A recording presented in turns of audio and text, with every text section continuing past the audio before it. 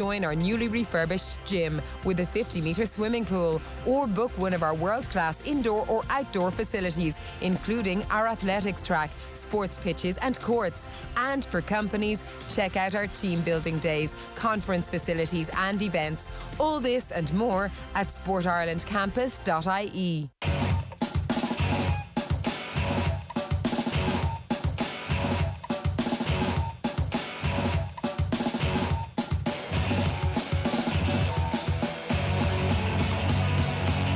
OTB AM. This is OTB Sports Radio.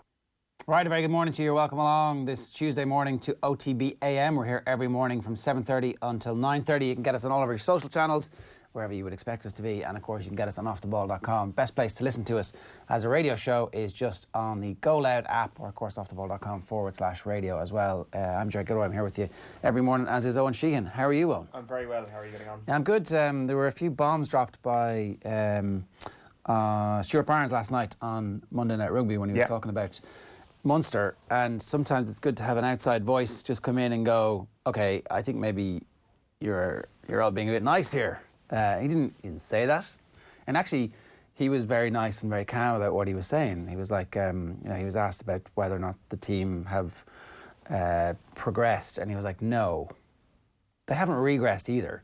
They look fairly similar to the team that Rassie Erasmus took to semi-finals. And the implication was that team wasn't good enough either. That there's a gap between the top tier of European rugby and Munster, and that Munster don't have the class. Particularly, he was talking back row and halfbacks, and Liam Tolan was on. He was kind of talking middle five, so second row and back row was what Tolan was looking at. Generally, there was a consensus that Munster from the front row back to the centres just aren't good enough when it comes to European rugby. But he talked specifically about CJ Stander as well, and when people are chatting, when someone's chatting to you and they say stuff, it sounds like it's delivered in his usual convivial way. Is Stuart Barnes a brilliant communicator and brilliant delivery? You see it written down and you're like, ooh. The black and white kind of changed this into, when you take the tone out of it, it seems something far more severe. And he may not be wrong in what he's saying. Like, I'd often argue the fact that if whatever your number 1 to your number 13 was, if that was good enough a couple of years ago, if it was good enough last year to reach a semi-final, why is it not good enough this year? Like, I'm not sure if you can make a sweeping statement like that the players starting, and I'm not talking about the squad here, the players starting for Munster in these big European games, if they're not good enough, because I kind of disagree with that. Now, age isn't on the side, and like of players like Peter O'Mahony, for example, and it's not on the side of players like Conor Murray and CJ Stander, and perhaps he can make the argument that CJ Stander's best day we've already seen. I still think that there is quality there in certain positions to take them through to the knockout stages of the European Cup at least, and probably replicate what they've done over the last couple of seasons. They've got a bad draw, but they probably haven't progressed since last season. They probably have taken a step back. Joey Carberry's been injured, and that right there highlights the problems that Munster have depth-wise. They don't have the depth to challenge the other teams, and that's for two reasons. One is they don't have the resources to challenge the international, your Premiership and your top 14 clubs, and they don't have the academy to contend with Leinster. But that back row should have been as good and dynamic as any back row in Europe, true. Right? And we'd Bernard just got in on last Friday, and he was saying that CJ Stander and Peter O'Mahony aren't at the same level as they were even 18 months ago. So that, though, they have come off their best form. So on paper, you're right, that team, on paper, you've got the starting scrum half for the Lions, which means he's the best scrum half outside of France in this hemisphere, and he was generally considered world class. On paper, that's what Conor Murray is, but at the moment, there's a consensus growing that Conor Murray is no longer that same Conor Murray, and maybe he gets back to it, and you hope he does get back to it, that form is just a temporary blip at the moment. But reading here what Stuart Barnes said last night as well, Conor Murray is one of those that needs to change. If Farrell wants to get away from conservatism that I think killed Ireland in the World Cup year, then he has to make one or two drastic changes. Murray is one of them, as John Cooney gives extra pace, and he did say that Murray is a shadow of his former self as well a little earlier on in the piece. So, and the other is CJ Stander. Stander was another of the flag bearers of the last year of Joe Schmidt's management, and that there was very little offloading, and he carried a lot. He carried safely, he carried slowly, he carried securely. It's all right against a weak team like Scotland, but against a faster team like Japan, he unravelled. Against New Zealand, it just made Ireland look so ponderous. It's strong stuff. And it's hard to disagree, isn't it? Like it is. Like there is no recent body of evidence that you can show for some of these players and say, well, actually you're wrong there, Stuart, because it doesn't exist. There is no evidence that exists to the contrary, and there hasn't for quite some time, possibly since the end of 2018. And you can make an argument that the second half of Munster's season was okay last year as well, and there were some great moments, particularly that quarter-final win in the Champions Cup. That was a particularly good moment, and you kind of had that picture of Johan van Graan at the full-time whistle with his eyes closed and his hands up, kind of like the Messiah, and he looked fairly satisfied with what had happened on that afternoon, and that has probably been the last peak for this Munster team. I don't think he expected them to fall back this season. I think that last season was a little bit of a statement of intent that they had managed to go out and get Joey Carbery.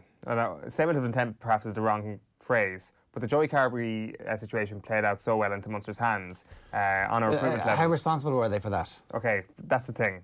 So you can't give them credit for that, right? But they probably took credit. I'm talking about how they felt, where they thought the organisation was going at that time. So what else did they do to back that up?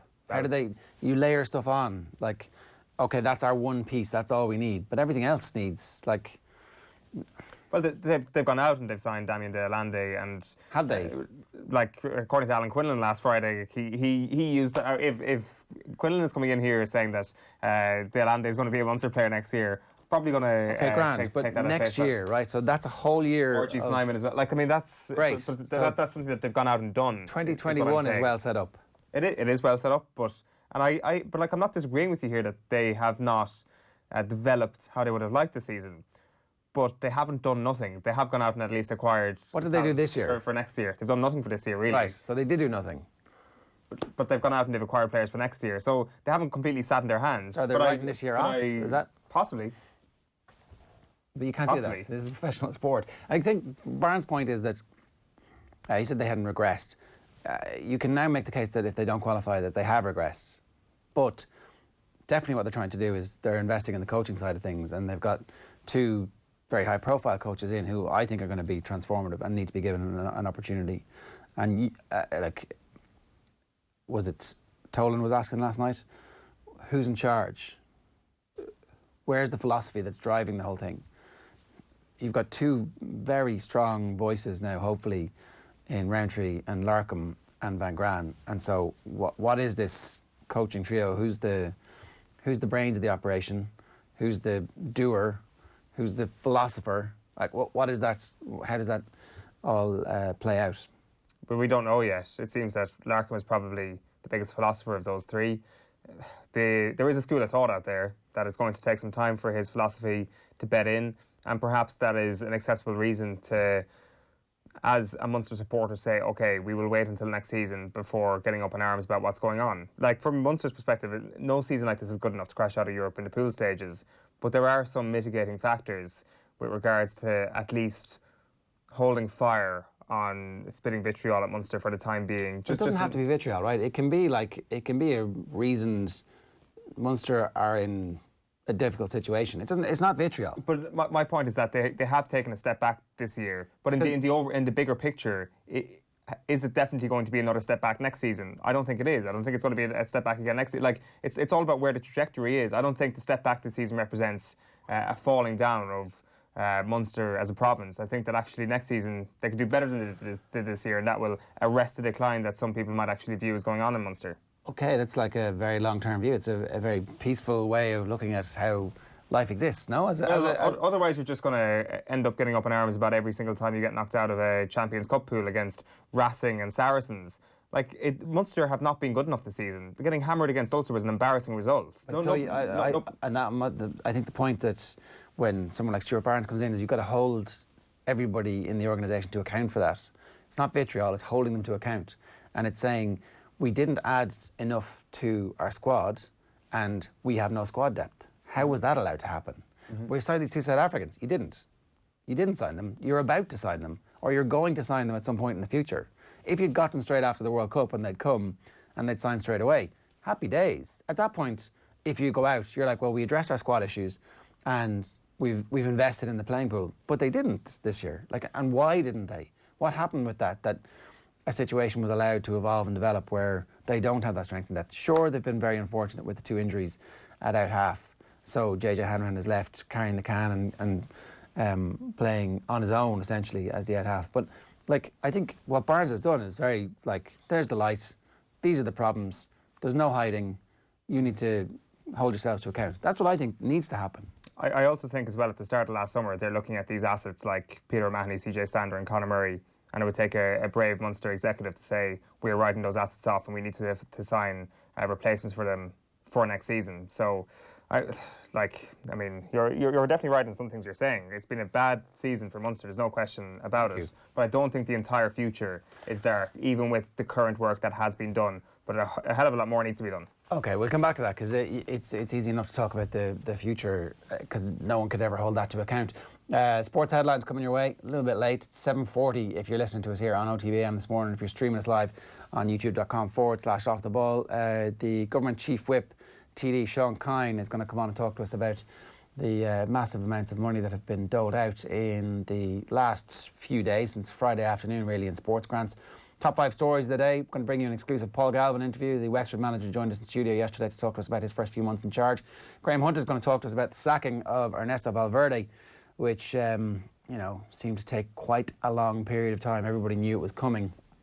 Essentially, they'd been touting for that job for a few days, and eventually he got sacked yesterday and replaced by somebody who looks like it's going to be an absolutely brilliant Barcelona manager with a great backstory, but they didn't handle it very well. Keith Wood's going to join us at 8:45 this morning for our front row depth chart. We'll put the comments of Stuart Barnes to Keith, obviously at 8:45 before we get into the depth chart, and then big wave surfers. Conor Mcguire from Bundoran in Donegal is a 27-year-old world-renowned big wave surfer, and it turns out that the storm and the wind conditions have brought some of the biggest waves that we're ever going to see off Mullaghmore in Sligo today. So we're going to talk to him before he hits the water this morning. Then Deal or No Deal. So an absolutely packed show between now and 9:30. If you want to get involved, use the hashtag OTBAM. Let's get into the newspapers. OTB AM. Front page of the Examiner this morning is When the Smoke Clears, how Munster can rejoin Europe's elite. So there's a template inside from Simon Lewis about how Munster can actually return to the top. Smarter discipline, greater ruthlessness, stronger depth. The playing pool needs to improve. I think that's one of the things that certainly Alan Quinlan and Stuart Barnes would be in agreement with. Yeah, it's very clear. Not enough depth in the squad. Front page of the Daily Telegraph sports section, Archer shock. England set to leave World Cup hero out of pace attack for third test against South Africa. The Irish Sun this morning, back page is Kane's season could be over. Jose could be out till May. Look away now, Spurs fans. So Harry Kane obviously had a hamstring injury, surgery on a ruptured hamstring tendon at the weekend, and won't resume training until April. So that puts him as a doubt for the Euros. Gunnar Stones shock. John Stones is a shock target for Arsenal boss Mikel Arteta. They share an agent, so it's a good story that nobody can disprove. And Bruno, 26 million payday. Man United are set to sign 60 million Sporting Lisbon sensation Bruno Fernandes by the end of the week. So getting stuff done, Ed Woodward. Absolutely. He's a go-getter. Back page of the Irish Independent is UEFA look to government for solution to FAI cash crisis. The big wigs are in town today. There's a photograph of Matt Ryan crashing out while competing in his second run at the Alpine Skiing Giant Slalom. That's at the Winter Youth Olympics in Switzerland. Sugaru keeps mum over Masters. That's James Sugaru, the former Open amateur champion last year who won in Portmarnock, of course. He's going to Augusta to play the Masters. And Dublin fears grow for O'Callaghan after freak injury. Conor McKeown reported today that it is unsure how soon Conor O'Callaghan will return from that freak shoulder injury he suffered in UCD's warm-up in the Sigerson at the weekend. He makes the point that shoulder injuries can often reoccur, so Dublin will be very cautious of this. What type of injury was it? Do we know? Is there any more details? Did he dislocate it? It's just a freak shoulder injury is the only information we're getting here. Okay. Irish Daily Mirror back page. Euros fear for Kane. A picture of Harry Kane in hospital with his thumb up, getting surgery on his tendon. That's the English Mirror up there. I have been an alcoholic since I was 12, but I'm sober now. I can't tell you who that is. Huddersfield rugby player. And how does Mbappe to Liverpool sound? Fab, cop star, wants former teammate to join him at Anfield. Fabinho, doing a bit of scouting for Liverpool, says, this guy's pretty good. You might not have heard of him, but I've been playing some FIFA and Jesus, he's amazing. We should sign him. Everyone's like, yeah, it's Kylian Mbappe. Right, there you go. Guardian leads with a feature on Serena Williams, 4 decades and still going strong. Talking about the wonder of Serena Williams, 4 decades playing tennis. End of April, May next season. That's Jose Mourinho's quote on Harry Kane. raising prospect of Harry Kane missing Euro 2020. The Racing Post. And so, team exude confidence for Defi clash. This is rain and lots of it have left the O'Connell family, owners of And so, confident of gaining revenge over Tingle Creek conqueror Defi DeSoy in the Matchbook Clarence House Chase at Ascot on Saturday. We'll preview that for you a little bit later on in the week on Friday Night Racing, which comes your way every Friday afternoon at 3 o'clock. Crunch time is the headline on the back of the Irish Daily Mail. UEFA Chiefs to fly in for Summit to save FAI. And good quotes from Terry Hyland as well, which we'll come back to later on. GAA county format is not sustainable. So that's Leitrim boss Terry Hyland saying that semi-pro football is on the way, football and hurling is on the way, but perhaps not in his lifetime. Aston Villa fan there, Prince William on the front of the Times. Queen gives Meghan and Harry transition period. The Duke of Cambridge driving away from Sandringham yesterday after the family meeting to decide his brother's future. Buckingham Palace is basically Munster Rugby. They were deciding his brother's future. What are they doing? We're, live or die? Is that what it is? They're going to stick him in the Tower of London, throw him to the wolves, deciding his future. I mean, he's a grown-ass man. He's going to decide his own future. Well, it's important to put that message out there that she still has some control over her Minions. grandson. Betting firms facing curbs on shirt deals. The biggest shake-up of gambling laws in Britain for 15 years could lead to restrictions of football club shirts carrying the names of betting companies, including a blanket ban. Ministers have committed to reviewing the Gambling Act 2005, and it's now expected that the regulations surrounding sponsorship of football shirts and gambling advertising in sport generally will be among a host of regulations that are assessed. This is big news because it's absolutely one of the main sources of revenue for football clubs, particularly in the Championship. Obviously, the Premier League ones are the ones that get the most play. Half of the 20 clubs in the Premier League have betting firms as shirt sponsors. 15 of 24 in the Sky Bet Championship. 40 million a year goes to the Football League and its clubs in the gambling sector. So it's going to be very interesting to see exactly what happens with that. The Irish Times this morning leads with the rugby. A Racing win over Saracens will give Munster a tiny ray of hope, writes Jerry Thornley.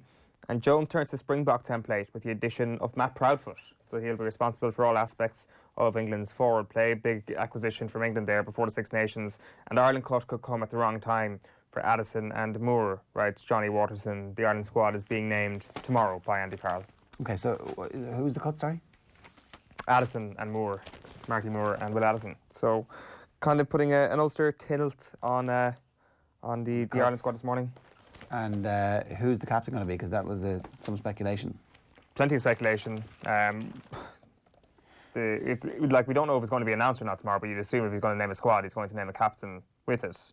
Like if you're asking for an opinion here, it's James Ryan, I think, is the outstanding candidate. But is there a growing sense at the moment that he's going to be held in reserve with regards to being a captain for a couple of years, and it might go to somebody else? So all should be revealed. We expect tomorrow morning or tomorrow afternoon at some point. We're definitely going to get the squad anyway. Just a couple of the other back pages. The Irish Daily Star leads with Harry Payne. Mourinho warns that England talisman may miss the Euros, while €58 million Bruno deal is close. And Joe's exit from RTE confirmed. Joe Brolly won't be part of RTE's GAA coverage this year, with rival broadcaster Air Sport set to unveil the pundit tomorrow. And then finally, the Herald. Worry over Con. Dubs ace waiting to find out extent of injury, and UEFA say they will not bail out the FAI. OK, so on Friday afternoon there was good news coming for lots of different sports organisations around the country as the government made an announcement of a number of grants. There were further grants given yesterday. You might have seen Delhi Park got 900 grand to begin the process of their redevelopment as the second tranche of grants were announced. This is all part of a couple of different schemes. Mostly it's the big ticket infrastructural projects that are connected with sport that has been on the books and been speculated about for a number of years. The RDS got some money, and I think the sports ground in Galway was kind of the big winner in terms of the amount of money that that Connacht Rugby ended up getting to help with the redevelopment of it. And I'm delighted to say we've got the Government Chief Whip and Minister of State for Gaeilge, the Gaeltacht and the Islands, Sean Kine, with us. Good morning to you. Good morning. Can you tell us a little bit about the rationale behind funding these projects? What is the point of the infrastructural investments? Well, it's absolutely vital. Obviously, it's sports funding initially, and obviously Connacht Rugby is a very important brand for the West. They've, I think, changed rugby in the West over the last number of years with their success. and we want to see that continue to grow. So this investment at all levels, obviously this at the higher level and the smaller grants as well, for all other codes that have been given out, not just this year, but since 2012, since the grant was reintroduced by Minister Michael Ring at the time.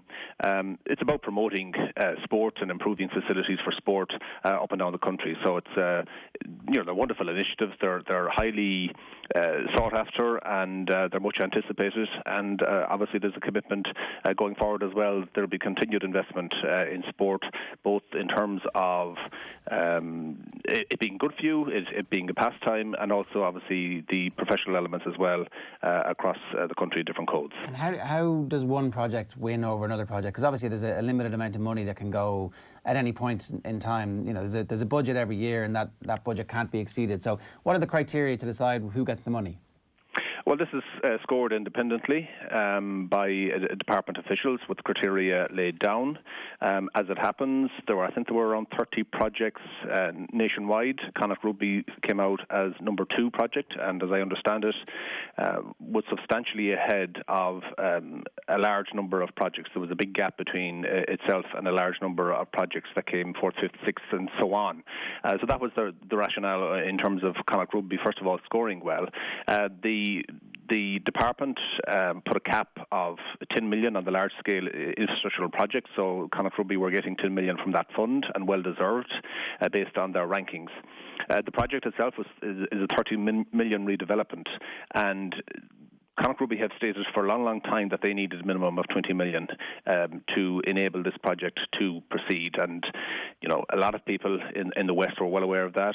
All the deputies, my colleagues in the constituency across the province, and obviously the Taoiseach was well aware of that. He visited Connacht Rugby last May, I believe it was, and saw the plans, had about a 45-minute presentation from Connacht Rugby, from the team there, Willie Rowan and Carl Boyle, and was obviously very impressed with that. But thankfully, and most importantly, Connacht Rugby, as I said, came out second from the independent ranking within the department, and they were well deserving of funding and of support.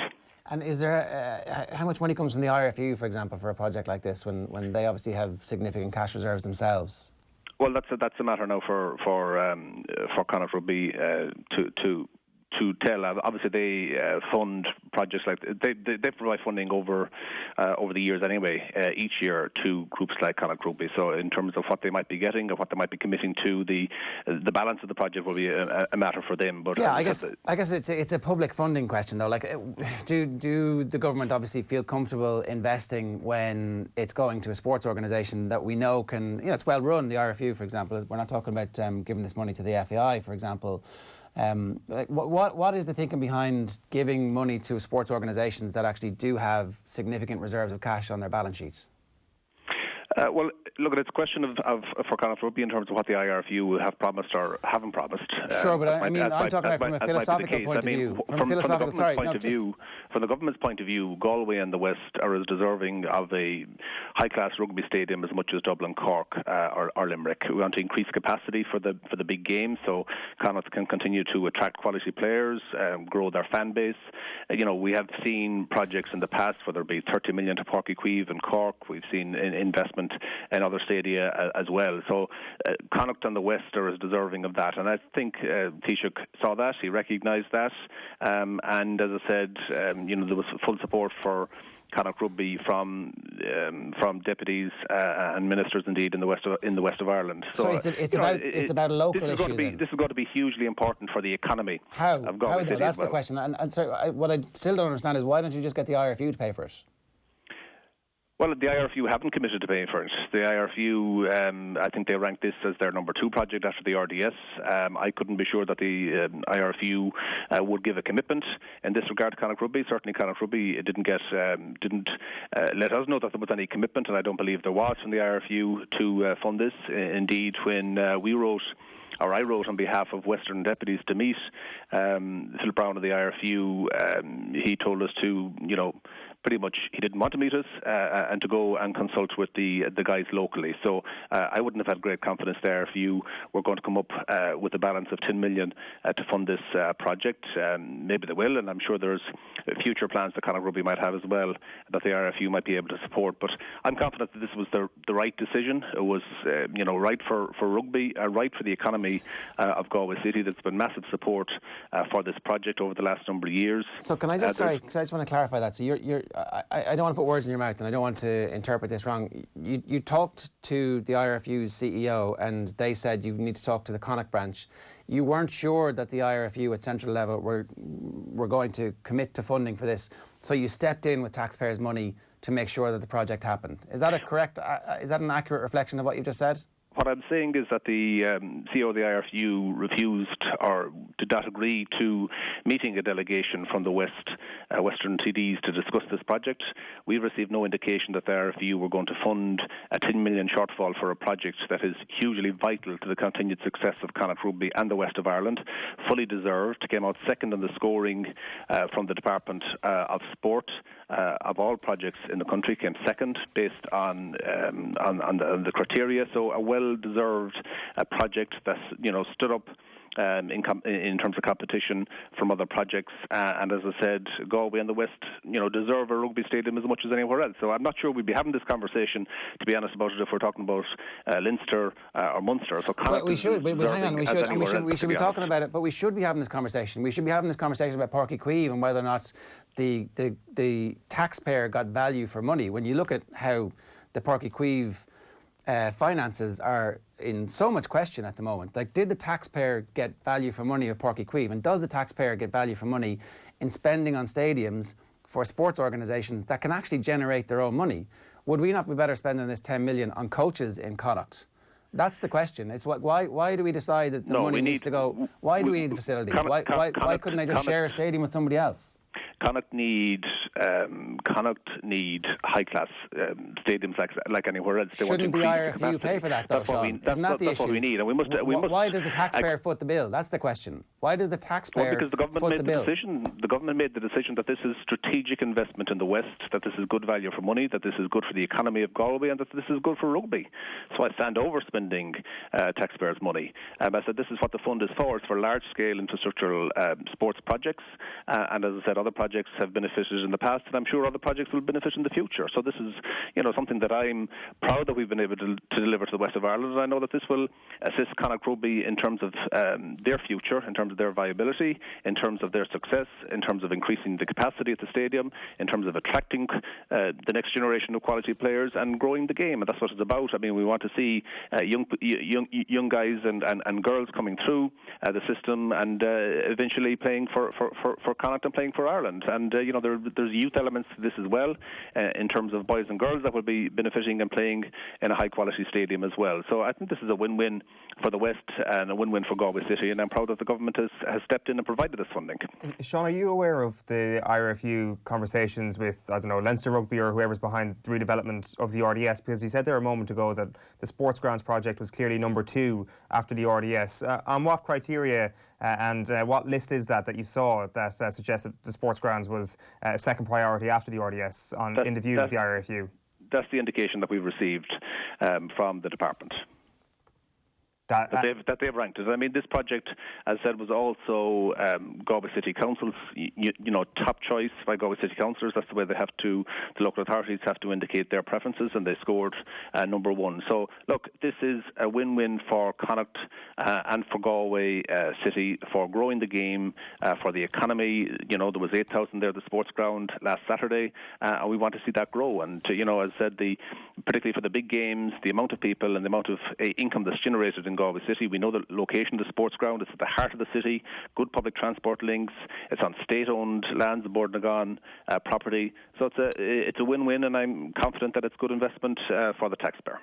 Another thing that's popped up, and it's always a conversation that we have, Sean, with regards to sports capital funding and with any government funding when it comes to sports projects in particular, is just where it goes towards politicians owns constituencies. So we had €87 million, and I'm just talking about Friday alone, not yesterday's grants, but €87 million handed out on Friday. And between your own constituency and Shane Ross's constituency, you drew 30 million quid out of the entire amount, which left €57 million for everybody else. Between two constituencies of two of the chief politicians involved, that's quite a bit, isn't it? Well, I wouldn't say I was a chief politician involved. I'm not the Minister for Sport. I'm not the Minister of State for Sport. That's Brendan Griffin as the Minister of State. I certainly am delighted that this project was successful. The other project that was achieved in Galway was an aping and aquatic centre. Again, I think it was promoted by Swim Ireland as their national project. Happens to be in Galway, but it's a national project. And this happens to be in Galway City. Connacht Rugby happens to be in Galway City, but it's a provincial project. And as I said, supported by colleagues in Mayo, Sligo, and elsewhere. So it's good. It's good for the West, and it's good for rugby in general. I mean, I think teams like coming to Galway. Fans, it's great, and we absolutely think that Connacht should have good facilities. Games, and you know, they know Galway City is a fun place to be after a night out after a game. Absolutely, but Sean, everybody agrees. Everybody agrees that Connacht should have world-class facilities. We just think the IRFU should pay for them because the IRFU are already in receipt of various public money and have their own stadium that they generate loads of money from in the Aviva, and they're a very profitable organisation. I just think that as a culture, we need to start thinking about whether or not we use public money when we have a lot of things that we need to spend public money on. You look at our hospitals, you look at the homelessness crisis, you look at all that stuff, and you go, is this the best use of our resources at the moment? Of course we should be investing in things. Of course we should be trying to bring people together around sport. But when a sports body like the IRFU can generate its own funding, then maybe we need to throw the responsibility back to them. And maybe the politicians shouldn't just accept oh no, sorry, I'm not going to meet you, from the CEO of the IRFU, for example. I'm confident that this project is good investment of taxpayers' money. And as in, we're going to see a return on it? You can put those questions to the IRFU in terms of how they spend their money and what they're spending their money on. As I said, there are other cities and other regions that have received investment from the state, and I'm confident that this was, good investment by taxpayers in relation to Galway and the province of Connacht to stand over it. The project stood on its own merit. It was number 2 of the list nationally with 30, and I know you said in all terms of the IRFU and their plans, that's entirely a question for them. Grand. Okay, we'll put those questions to the IRFU in the back of this. I just want to read you this from Brian Hayes back when he was in the Seanad. He described the system of giving grants as the personification of political patronage. He said the allocations of sports grants should be handed over to local authorities. And we've talked to people who've done research on this. John Considine, a professor from UCC, said that we found that when Jim McDade was in the Department of Sport, Donegal was the highest sports capital grants per capita. When he left, Donegal slid down the rankings. He's replaced by John O'Donoghue. You could argue at that stage that it's just Fianna Fáil, but then he gets replaced by Michael Ring, and Mayo do quite well. So we found there was a geographical distribution. The money followed the minister, basically. And that situation was set up as something that was in practice from the Fianna Fáil government, and you guys in Fine Gael have continued on exactly how sports funding works in this country, and it always, without fail, follows the minister. Well, again, as I repeat, I'm not the Minister for Sport, and I'm not the Minister of State for Sport. There are, 28 ministers in the country. You're the chief whip. I'm one of them. As I said, this is a project that was number 2 project from the IRFU. The second project for Galway, the Swim Ireland one, was their number 1 national project for Aquatic Centre. And as I said, this was number 2 in the rankings, independent rankings within the department of all large-scale projects. I think there was 30 in the country, and Connacht Rugby scored number 2, and there was a huge gap between itself and the next group of projects. So you can see, though, how it's difficult. They deserve the investment, and I know they'll put it to good use to grow the game. You can see how it's difficult. You can see how it's difficult for us to distinguish between Fine Gael and Fianna Fáil when it comes to the administration of sports grants. What's wrong with funding projects based on their rankings? I mean, I didn't come up with the rankings. I didn't come up with the scoring. That was done based on the application, and obviously the funding sought and received is testament to the quality of the application that was put in by Connacht Rugby. And as I said, I'm not the Minister for Sport, so to accuse me of being able to interfere in the allocation of funding, certainly I lobbied for it, absolutely, as did other politicians in the West for a project, a provincial project for the West, and I make no apologies for it. As I said, Connacht how does that lobbying deserves work? as much as Dublin, Cork or Limerick. How does that lobbying work? Is it with department officials? No. Absolutely not. Who's it I've with? discussed this project with, obviously with the Taoiseach and with ministers, but as I said, the ranking came out. It was number 2 in the rankings, and there was a cap of 10 million within the large-scale fund, and So the Taoiseach gave a commitment based on the quality of the application. The politicians don't speak with the officials within the department. So, for example, the Minister for Sport wouldn't speak with his department officials to lobby on behalf. Or so if you lobbied with Brendan Griffin, for example, Brendan Griffin would never then go on to talk to his officials in his department. Well, of course he talks to his officials in the department. I mean, he's the Minister of State for Sport, so I mean, he was making the announcement together with Shane Ross. So I mean, that's a question for them. But as I said, this was the number 2 project, fully deserved. I think it was Minister Ross put a cap of 10 million under the large-scale infrastructural funds, and I said this was the number 2 project. They sought 20 million for a 30 million project. They got 10 million for the infrastructural fund based on the quality of the project. The Taoiseach committed to further funding to make this a project that the Connacht Rugby can proceed with, starting this summer to redevelop the pitch, to redevelop a new stand, new training facilities, and income-generating facilities there as well to allow for a viable future for Connacht Rugby, and something that we all want to see in the West and in Galway City in particular. So I make no apologies. I think it's good strategic regional investment for Galway and the West. Even taking your own situation out of it for a moment, Sean, are you saying it's just a coincidence that quite an amount has been spent in the Minister for Sport's own constituency? And I'm not just talking about Fine Gael. If you go back to McDade, you go to O'Donoghue, and now you go to Ross. I mean, Dunleary Rathdown has done very, very well here as well. Is that just a coincidence in your view? Well, I don't know what projects were funded, to be honest, in Shane Ross's constituency, but I know what's been funded in my own area, and I can justify those based on the rankings that were achieved. I mean, you can look for that information. I've no doubt people will be in terms of the rankings for all these projects. And there was a cut-off point, and yes, there are disappointed people that didn't get funding, but they had projects that scored lower than, for example, Connacht Rugby. Right, we'll leave it there. Sean Kine, thanks very much for joining us this morning. You're welcome. That's Sean Kine there, the Government Chief Whip and the Minister of State for Gaelga, the Gaeltacht and the Islands, and TD for Galway West, Mayo South. Now, it's just gone 6 minutes past 8 this morning here on OTB AM. Right about now, Red Bull athlete, big wave surfer Conor Mcguire is in the water in Mullaghmore off the west coast of Ireland as he attempts to ride one of the biggest waves we've seen off these shores. You really should check out his Instagram. It's at Conor Mcguire E to see the kinds of waves that he surfed before. We're going to be keeping an eye on this story across the day and bring you updates on Off the Ball about how he gets on. We caught up with Conor this morning before we got into the water. Have a look. OTB AM. Right, let's head over to the west coast of Ireland where the eyes of the world surfing community are on the coast of Sligo and Donegal today because some of the world's biggest waves are expected this afternoon. And I'm delighted to say even this morning, Conor Mcguire is with us, who's a big wave rider. Conor, good morning to you. How are you doing? Good morning. How's it going? Not too bad. Bit nervous now, but the nerves are starting to settle.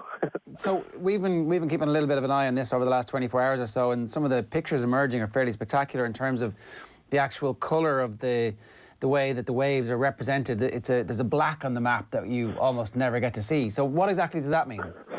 Yeah, the black looks quite ominous, but yeah, it just means basically that there's a huge swell on the way for the west coast, and yeah, luckily here in Mullaghmore, it's one of the best big waves in the world. So yeah, we're looking forward to seeing some amazing conditions today. Hopefully, usually a big black blob like that comes with quite strong winds, a big storm like that, and the winds usually aren't preferable. Usually, we're looking for offshore winds to clean the wave up and make it look a bit more friendly, but usually it comes with westerly winds and it's too dangerous to surf. But this is probably the biggest swell that I've personally seen since I started surfing Mullaghmore that actually looks surfable and safe, relatively safe anyway. So yeah, we're looking forward to a good day. And what about in terms of the travelling you've done outside of Ireland? Have you surfed in conditions that have been produced by, as you say, that black blob that is coming from the weather forecasters? I've surfed some huge waves in Portugal before, but I've never really seen a forecast like this one. So yeah, I'm excited to see what it brings. We've had Garrett McNamara on the show. He's surfed that big wave in Portugal a couple of times. Is it Nazaré, that one? And yeah. And he just talks about the kind of the mental side and actually preparing for it. How do you prepare for it this morning, knowing that it is going to be one of the biggest waves you've ever been on?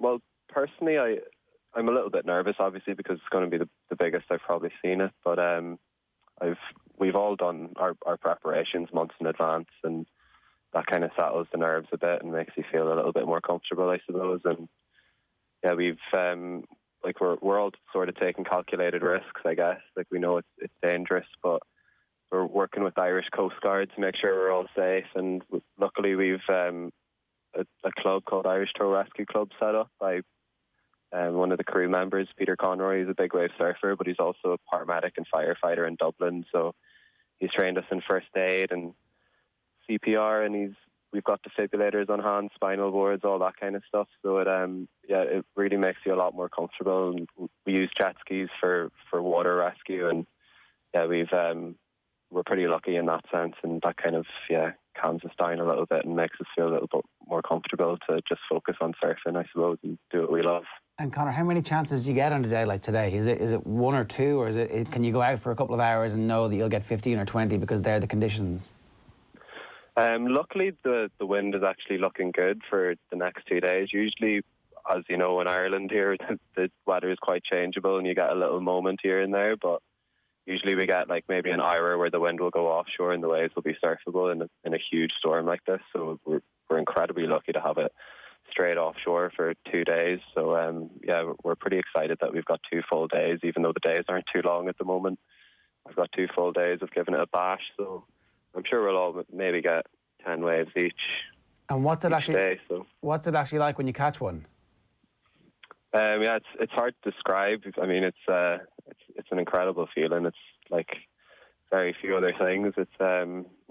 You're pure in the moment, pure in the zone, and it's a pretty special feeling. It's just pure adrenaline rush, and it's what we all live for. So yeah, we're looking forward to it. Well, listen, enjoy, stay safe, and we'll keep everybody updated across the day. And if anybody wants to follow Conor, you can get him on Instagram, Conor Mcguire with an extra E. So Conor Mcguire E is his handle on Twitter. Best of luck to everybody. We'll be back after this. OTB AM on OTB Sports Radio, Ireland's first and only sports radio station. Off the ball. But when I got to Liverpool, I thought, right, I've bought myself a nice Aston Martin. I pulled up on the lights alongside Roy Keane, of all people, and I had the shades on. I think I was listening to some Speed Garage. My arm was out the window. I was having myself. And then Roy gave me that look that he's given many people in his time. And as he sped off into the distance, I was sitting in this car, I looked at myself in the mirror and thought, I need to get rid of this. Off the ball. Weeknights from 7 and weekends from 1. This is OTB Sports Radio. OTB AM. All right, your top 5 stories this morning that we're covering here on OTB AM. Irish surfers going at it it's actually global surfers. People have been flying in for the last couple of days once they saw what the forecast was like in the aftermath of Storm Brendan. The big waves are forming off the coast of Sligo and Donegal this morning, so Mullaghmore is the place to be. We'll keep you up to date with whatever footage we get across the day from that UEFA FAI meeting. It looks like it's going to be a 48-hour extravaganza. That's ongoing today. The inter-county game is coming to an end, perhaps. That's the viewpoint and prognostications from Terry Hyland. We'll talk about that in a couple of minutes' time as well.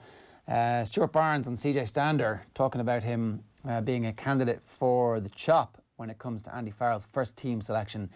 It speaks to how Andy Farrell will want to play the game. Does he want to remain conservative with the style of play that we have all done into under Joe Schmidt, particularly in the last 18 months, or do things want to change? And the future for colleges GAA is up for debate in a couple of different pieces in the newspapers today. Just a quick update on the UEFA FAI meeting. Some details coming from Dan in the papers today. Yeah, Dan's got a good piece. Improved governance in FAI relations, a different slant to UEFA's Irish visit is his piece on the inside of the Irish Independent. So a senior UEFA delegation, some heavy hitters, flew into Dublin yesterday. We expect to know the details of what happens tomorrow when Shane Ross gives the lowdown. So you've got the General Secretary, Theodoris, Director of National Associations, Zoran Lakovic, Financial Director, Josef Koller, and then Deputy Director of National Associations, Andy Farrell, all in Dublin. So they were supposed to just meet government officials. That was the plan. Completely bypassed the FAI, and then the FAI managed to appoint their independent directors last week. So that's changed things considerably in this. So you will have Roy Barrett in this meeting, Paul Cook and Martin Hegarty, who's on the board as well. They'll be joining the meeting today. So there's a multitude of different things, but it's a financial meeting. That's what today is. It's about who's paying. Well, exactly. That's it. So the €29 million debt that's owed to Bank of Ireland, who's going to guarantee this? I think it's pretty clear at this point, like we were speaking with Brendan Menton last week about this, that UEFA are going to soften their stance on government interference quite considerably because they have to. Like it is the level of government interference now that it might be up in the air. I don't think that's going to be a topic for discussion right now. I think the topic for discussion is how to save the FAI.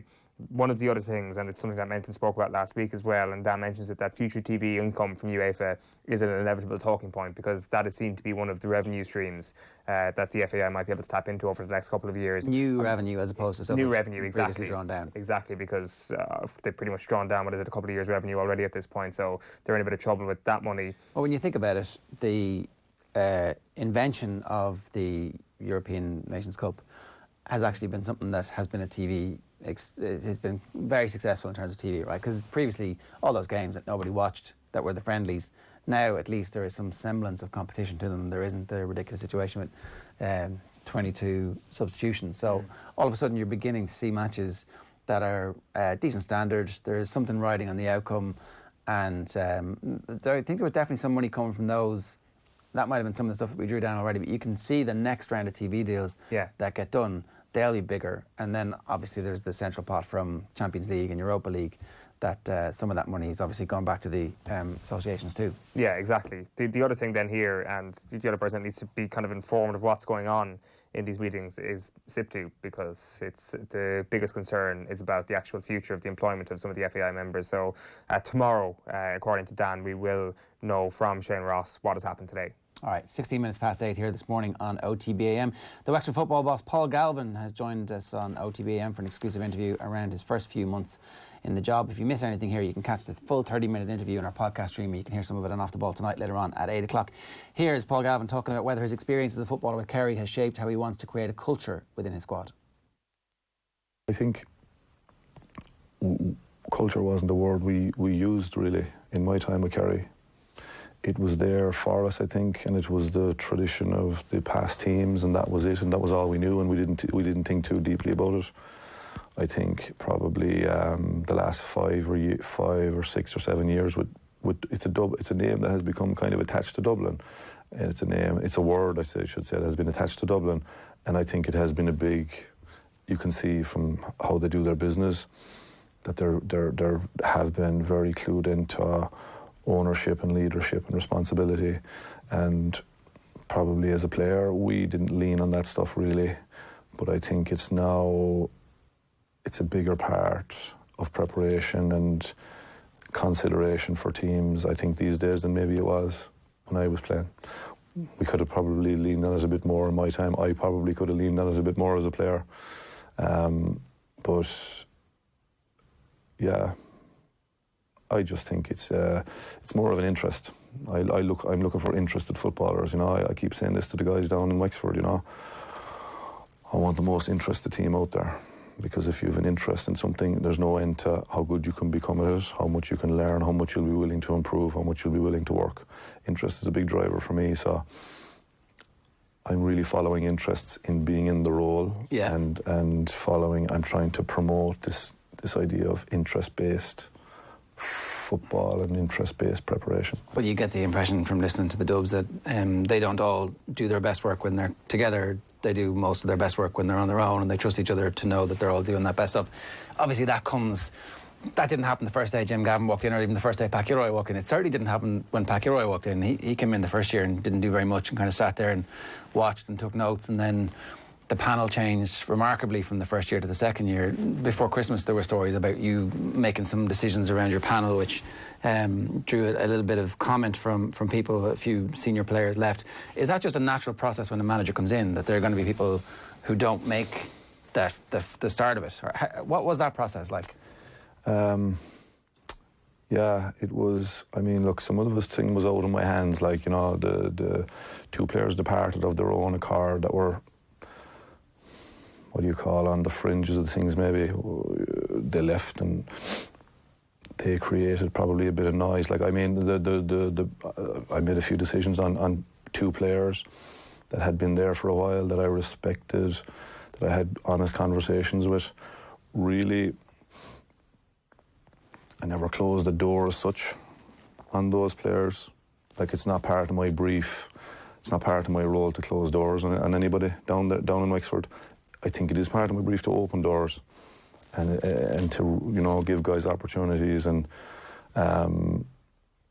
so I made a decision on a couple of players. A couple of other players then, they decided to leave, and it created a bit of a ruckus down there that I thought, you know, I cast a bit of a poor reflection on everybody, I thought, which was disappointing for the work we've all been doing, and the guys that are in there so far have been really committed.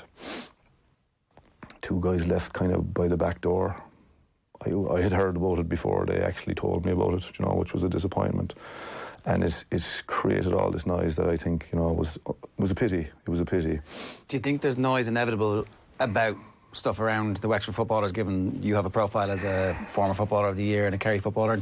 This happens when managers go to counties, that every decision you make won't be the same, won't be treated the same as whatever happens in Carlow or whatever happens in Antrim at the moment, for example. I suppose I was surprised, actually. I have been a little surprised. Maybe I shouldn't be surprised, but I have been a little bit surprised that the instant kind of attention of the reporting on it was I thought the reporting of it was disappointing from the point of view of there was a group there doing lots of good work and lots of guys really keen to get into the squad, really almost daily and weekly. There's guys putting their hands up from various clubs saying, or their manager saying, will you have a look? And guys really wanting to come in, and then it becomes about two guys who didn't want to be there and whose attitudes were told me as much anyway. But this is going to happen though, right? Yeah, I guess so. Look, that's the way of it, and especially you have to adapt to it. Like, there's no football on. Yeah. So, but I will say, like, again, it's not my kind of plan to close doors and that kind of thing. It's not. But the thing needed a shake-up, I felt. I did think, I looked at it, listen, I've looked at years of footage. You see, people probably think I came down and made rash decisions. Like, I really didn't. I based my decisions on years of games, years of championship games, years of National League, county championship, and the training I was seeing in front of my eyes, you know. So what can you do? You get on with it. These things happen, I guess, and you just need to toughen and time will tell. Time will tell, I guess. Did you learn something as a coach and as a manager at that moment, having to deal with two players who didn't want to be in the squad? I did, yeah. Your gut. My eyes, my ears and my gut really are what I've got to go on. Lots of video as well. And probably my gut was telling me about one or two of the guys who left. And and I didn't follow my gut on that. I left. I waited, and eventually the boys kind of pushed the button, and that was that. And they made it difficult for everybody. Like I say, I didn't close doors as such, but the boys' actions and all the noise around it probably closed doors. You know, in a manner that it would be difficult now to open those doors again. Yeah. Kind of thing. But anyway, that's that. I learn plenty, and I'm learning all the time, and I've a lot to learn. I'm not afraid of it, though. I do think that two players leaving a Division 4 team in December isn't a story, except that you're involved. And that's the other side of this, is that you are going to come under a lot of scrutiny. So people are going to be interested in what your style of play is, what your philosophy is, how you want the game to be played. What's the answer to that question? Can you tell us, like, what does what is the hallmark of a Paul Galvin team? Yeah, sure. Look, I mean, I think energy around the field is a big thing for me. I guess you kind of can only transfer what you feel within you from a physical energy and a personal energy point of view. I'm kind of led by energy, physical and personal, and I would hope to have a really energetic team. You know, like we played a few O'Byrne Cup games. We played Westmeath with kind of a scratch enough team. They did really well. We found a couple of players in the mix out of the club scene. But my big thing was be good to watch and be exciting to watch, and I thought they were. Laois games similarly. We played maybe half or 7 or 8 of the established guys with a mixture of 20s and club guys, and they were really good to watch as well. And Offaly then wasn't a good watch, and that kind of disappointed me, because I'd like Wexford people to have a really good team to watch, high octane, energetic, be able to handle the ball well, and you'd like to try and drive, you know, some ideas if you can, but it's not easy. It's not easy. The contact time isn't great, to be honest. The contact time isn't great with all the other priorities and the scheduling of things, and then you get a flu bug, and your contact time it's actually hard to implement ideas, which I think is the biggest frustration for me at the moment.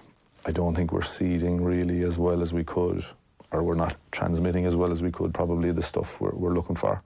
So it'll probably be a little, I think when the thing comes together post Sigerson, post Fitzgibbon, post 20s campaign, I think you'll have more contact time and more consistency.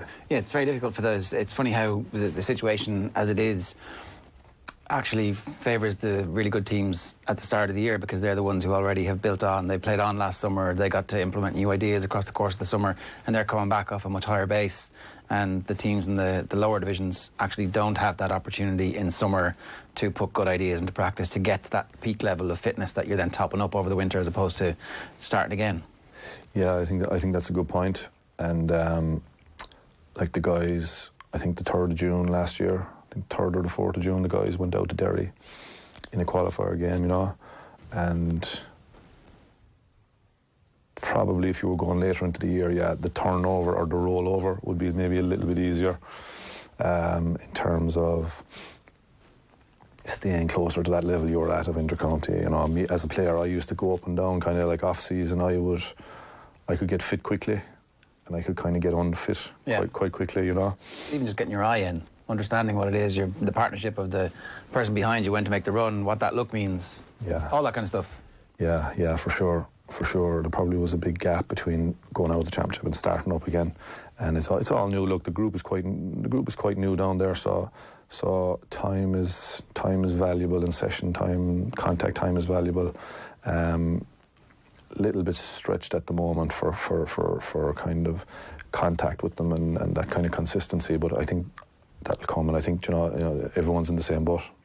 Tell us a little bit about the shape of the game at the moment and how you think it's evolving. Obviously people will have read your column over the last couple of years and know that this is something that you think about a good bit, but we've had a couple of different strands of how the 15 players on a pitch organise themselves. Even if you think back to how Dublin responded when they had 14 and Cluxton comes out to push up on Kerry in the drawn game. Like, people are thinking differently about how the shape and what players are supposed to do and what the roles. Yeah, I like to see that. I liked to see Stephen pushing out like that, and I have felt probably keepers had a bit more to offer from the playing point of view. Easy to say probably when you've never stood in goal. Easy to say, they've enough to be doing, but it was great to see that. I saw Rory Began last year in the league come out, and up in Mayo and McHale Park, I saw Rory Began come out for a Mayo kick out and come right up beyond the 45 to take a pocket away from Rob Henley, and he took the space away. Kick out goes this way and he goes back into goal. You know, it's just, I love to see that stuff. It takes a bit of courage to do that, you know, and. Some Ware Furness do that as well, of course, we've seen. Pardon? With the bibs, some of the lads with the bibs coming on. Jason Sherlock's very good at it, closing down a lot of space. Yeah, that's another tactic that's been going for a while, yeah. But I don't know, I just like to see our guys. I'd like to see our guys very comfortable with the ball, you know, confident with the ball. I feel like footballers aren't the most confident with the ball anymore. That the game has become more about kind of how good you might be without it. How many sprints you can do. All that, and it's important obviously, but I'd like to see our guys just be comfortable, not be afraid of the ball, you know. Do you see that at all levels of football? Like, it's not just a Division 4 thing, that actually the Division 1 teams, the Division 2 teams who are trying to catch Dublin and Kerry, their players aren't able to kick the ball the way they should be because too much time is being spent on the wrong things? Probably, like, I suppose the big thing is that positional play for me has been the big thing for the last number of years. Like, I think it's just gone out the window. I think I probably wouldn't be effective. I don't know how effective I would be in the game as it's played at the moment. It's just, yeah, it's probably 13, 14 back, and you're playing this defensive structure and breaking out. And I just think the lack of positions is a bit disconcerting at times. I was going down to watch games in Wexford, over the summer, and you'd spot somebody, and you'd go to look for him again a few minutes later, and you never know where to find him. He's wearing whatever number. You look where that number might play, and he's nowhere near it. And honestly, you'd have to give maybe you might give a minute or more going, where's that guy after going? And he could be anywhere. So the positional stuff probably has been the big thing for me. That it just kind of went out the window. Is there a possibility of counteracting that and going against that, and that a zonal team that kind of doesn't stick to positions, but at least has an awareness that this is my zone, I'm going to work in it? Yeah, I think bar the keeper, really. I like my experience of watching football in the summer was at bar the keeper. You never really knew where to find anybody.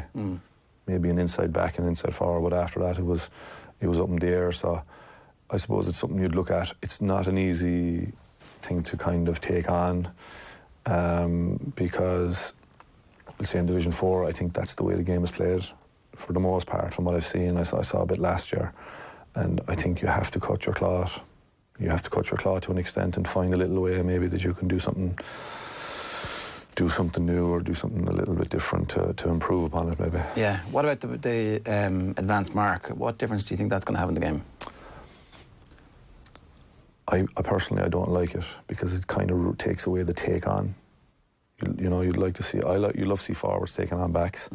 And I wouldn't like to think that it would take away from the forward's mindset that he wouldn't actually go for a fella if he has him one-on-one, that he wouldn't go for him, that he might take an option where, okay, he'll mark it. Look at it, I think it's a tactic that can be used. It may become a tactic that you look to late in games where you need to maybe slow a game or keep possession or control a game better, It was a funny rule. I get why it was introduced. You play forward a little bit more, I think, is the thinking, and it'll probably promote a bit of that. So we'll see. When you're talking about modern Gaelic football, it really sounds like it's kind of hard to put your finger on where exactly a game might go, patterns of play, or things like that. So how important is that as a coach to sort of empower the player to think for themselves? It's obviously something that the Dubs have spoken about quite a bit, the way that they know what to do in certain situations, because it's very unpredictable, especially with positions. Yeah, I guess like the organisation aspect is really the important thing there, that I think guys are able to organise themselves on the field, because it can get a little bit chaotic and you might find yourself in a really intense defensive phase of play, and that has to be some way organised. And then if, say, you were to win possession, you need to probably have an idea of what next. Yeah. So like can't just kick it clear. It's going to come straight back. Yeah. And so the organisation, you would hope, you'd like to think that players on field are able to take control of matters. Obviously, on the training ground, you have to try and allow them, or create situations where they're forced to think and organise and run things themselves, That's the Wexford football manager, Paul Galvin, talking to us there. That's the Wexford football manager, Paul Galvin, talking to us there. That full interview is available wherever you get your podcasts on our GA podcast streams. Go to the OTB Podcast Network and you can get it there. You might hear the rest of it as well on the radio tonight between 7 and 10 with Joe. I think it's going to be very interesting to see how these teams in Division 3 and Division 4 approach the league this year. I know he was saying he's looking very much forward to the summer, and that was part of the rest of the interview. But with the way that the second tier is now officially stamped second tier, there's going to be a dogfight in Division 3 and a dogfight in Division 4 to get into the dogfight next year. Very true. Division 3 is going to be fascinating this year. It's almost a shame in a way that you have a bit of a heavy hitter in Cork in there who would be heavy favourites to go straight back up to Division 2, that they're probably a bit ahead of the pack, but the rest of the promotion spots for that second place is going to be incredible. Just to not be part of that Tier 2 competition, which so many people are writing off as a non-event this summer, we won't know until the end of the summer just how big this thing is going to become.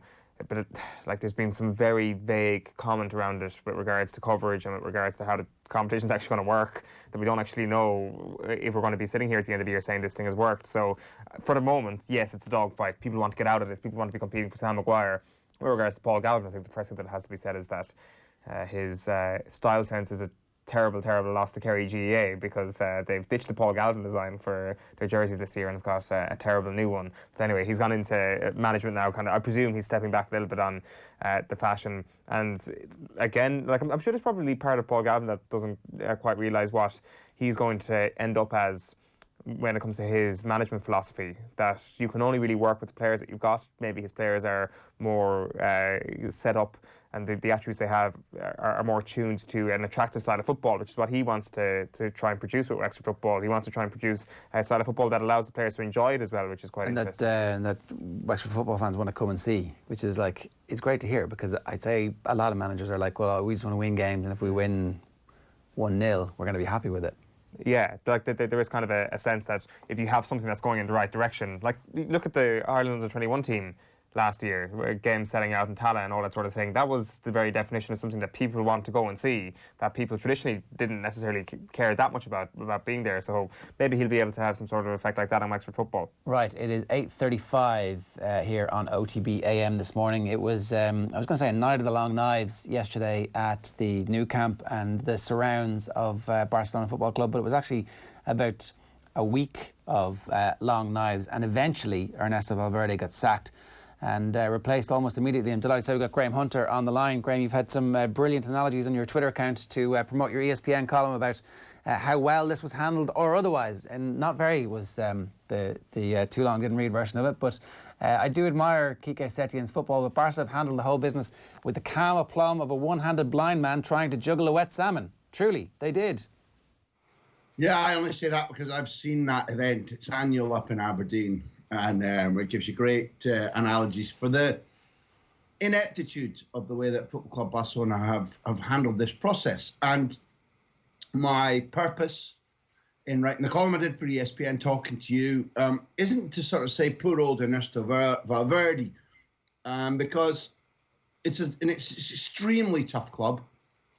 You all witnessed the horrible defeat in Rome, then the still more horrifying defeat in Anfield. If you've been watching Spanish football on Premier Sports, you'll have seen equivalent flaccid displays away at Athletic, at Levante, at Granada, for much of the game in Dortmund, for much of the game in Prague. And clubs retain the right to dismiss a manager, to sell a player. It's part and parcel. I think those who argue that Valverde's time was up at the end of last season patently had a case despite his trophy haul. But when you come to this juncture and you decide that you'll sack the manager after, a defeat to Atleti in Saudi Arabia in the semi-final of the Super Cup, but I'm guessing you didn't have a chance to watch it, but Barcelona actually played with a conviction and a verve that they haven't shown for much of this season, certainly away from Camp Nou. They took Atleti apart for the large part of the game, then fell apart in the last 15 minutes, conceded a couple of goals, lost 3-2. They'd had 2 goals disallowed, one of which I think was wrongly disallowed. They played far, far better than Atleti. So it's a strange trigger, guys, that's their choice.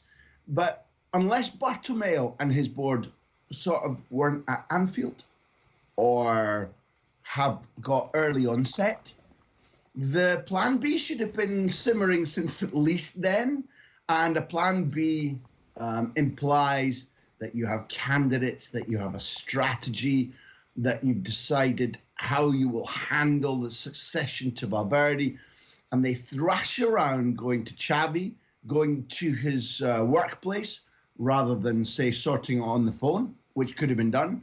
Could have been low profile, would have saved the club and the board humiliation of Xavi saying, no, not now, you idiots. I'm tied to Victor Font, the candidate who wants to win the next elections. I'm in a cup final on Friday. I'm earning huge money. It's mid-season. What are you thinking about? What do we do next? Let's approach a guy who's equally committed to, say, Holland. and the idea that Holland might win the Euros this summer. Koeman's already pointed out that he wouldn't come during the build-up to the Euros. So they ask him, Ronald, would you like to be sick? No. Second choice? No. Okay, third choice, Pochettino, who said he'd rather go back and work on his farm than coach Barcelona, and is absolutely 100% sure in his own mind he's the next Manchester United coach. Because Ramon Planes, one of the Barca executives, has a very friendly relationship with Pochettino, they sound him out, and it immediately comes out. And here's Quique Setién.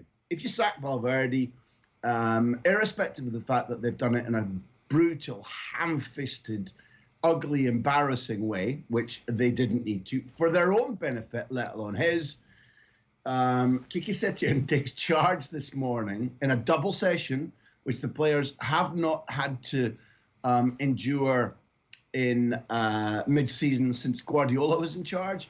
Quique Setién's got to come in and convince these hard-nosed, battle-scarred, world-class multimillionaires, with them knowing that he was fourth choice. Brilliant work. I just say Bartomeu on the board.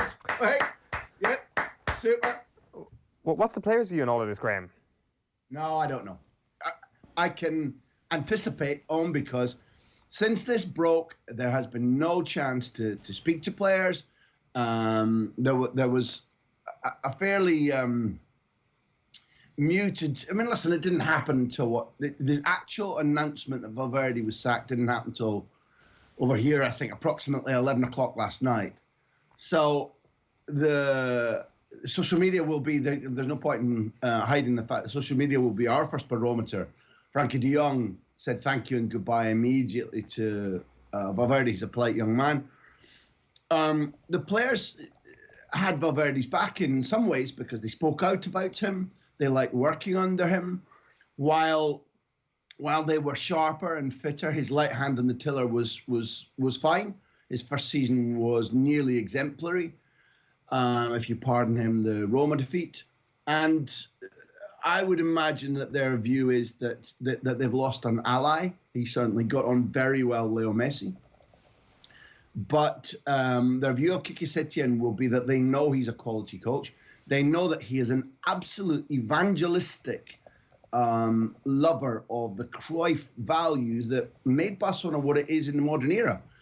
But are they able to play that way anymore? Are they physically fast enough? Do they have physically enough stamina to quadruple the movement that they've shown this season on the pitch? Do they have the mental commitment to press, to provide passing options all the time rather than consistently looking for Suarez and Messi? Suarez now out for 4 months. Their welcome for Quique Setién will be qualified because while they're able to play the brand of football he wants in terms of concept and intellectually, I'm not quite sure that they're, as a group, ready to put in the amount of physical work, able to put in the amount of physical work that his style will demand. So there will be, I suppose there will be victims, as he says. I will pick the 11 that are best able to apply my principles rather than the acknowledged best 11, gala 11. Yeah, we should just to spool back a bit. This guy's like 60 and has coached in lower divisions for years and years and years and years, and has been a strong believer that bad footballers can be coached to become good footballers, and that they can play good football even if they're in the lower tiers, and that you should have the courage of your convictions irrespective of who your opponents are. The type of things that make him bloody-minded and experienced, sometimes these things have a habit of working out. This might be the precise right time for him to get the late era Leo Messi and to rescue the situation. I do appreciate your sense of optimism. Yeah, it's a nicely put case. He certainly believes what you have described. He was a hard-working, pretty tough-minded, ordinary-ish midfielder, workaday midfielder, who got tired and has explained beautifully his conversion, his Damascus conversion, in that he just got tired of running after Johan Cruyff's teams. And he explains subsequently, he went, oh, this is how you do it. You know, this is the way to play football. And like somebody who has smoked all their life, quits, becomes a non-smoker, it's absolute. The conversion is absolute. and he has been able to make teams use possession, use width, use pressing in ways that have been gorgeous to watch, particularly latterly. It didn't his conviction about his principles and his ability to teach didn't always work. But if you take the last two iterations of this philosophy at Las Palmas and then at Betis, it was fantastic to watch. Certainly from the point of view that I have, but what football is for, how a game should be played. He made teams with footballers who are less than the group that he's inheriting now play a version of football that Cruyff would have did love. Johan Cruyff's Twitter, although we lost a great man a couple of years ago, Johan Cruyff's Twitter immediately said the most Cruyffist coach of 2018, they awarded him that, is now in charge a club that Cruyff loved. And therefore, fantastic news as far as they're concerned. But can he convince, I really meant what I said, that to play that way, you have to use real width. That will expose the centre of the pitch. We've been looking all season and last season at Sergio Busquets now being pressed more often. A single error of half a metre, a quarter of a metre in a pass or a movement, and he's exposed. If you look at the amount of running Messi does up front, it's next to zero without the ball. If you think about the lack of control in midfield, where De Jong has been a big hit, but he's used to running past players, going through lines rather than waiting and passing and circulating the ball to drag teams apart. They'll now be very reliant on Griezmann, who's not been brought up in this concept and has been working his damnedest to understand even the remainders of the Cruyff version that he came into at Football Club Barcelona. Kiki Setien has got a gigantic task in his hands. If he succeeds, then exactly like you said, and kind of rescues the latter years of Leo Messi, it will be an extraordinary story. And as a neutral, I will wait to watch his football, because it will probably be better than what we've seen from Valverde once he gets the conditions right.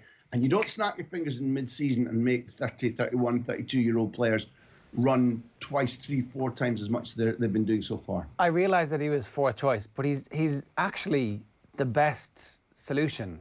Like Pochettino... Well, why not go to him directly then in that case? Well, it's our job to point out idiocy in football wherever it is. So why not go Xavi by phone, but he probably won't come because he's tied to the incoming presidential candidate. And has no experience. Come. Pochettino says he hates us. Go straight to Setien then. No? I agree 100%. What I'm saying is I think they've fluked into the best case scenario here. They may have done. I think that there will be a reception for Kiki Setien from club, staff, players, fans, media, which accepts that he is redolent of the times, Cruyff's dream team, Guardiola's team, when this club has enjoyed itself most, felt most proud. There is an identity about Setien which fits with a lost identity at the camp now. The Cruyff ideas, the Guardiola ideas haven't gone completely. They've just been whittled away at so consistently that asking one man coming in mid-season as fourth choice to re-establish them is a gigantic ask. It genuinely is. I'm not saying that this board will automatically sack him in the summer and treat him like they treated Bobby Robson when they took Robson in for one season, knowing that get Van Gaal at the end of that season, irrespective of what Bobby did. I'm not saying that. Setien's got a contract now till 2022, which goes beyond the current president's mandate. That's already strange. There will be some players thinking, yeah, Xavi said not now, but maybe in the summer. There will be some players thinking, yeah, if I don't enjoy this, or if I can't do the extraordinary amount of work and running that this guy needs, then in the summer it'll be Xavi again. Whether it is going to be or not, that impression will remain amongst some of the players.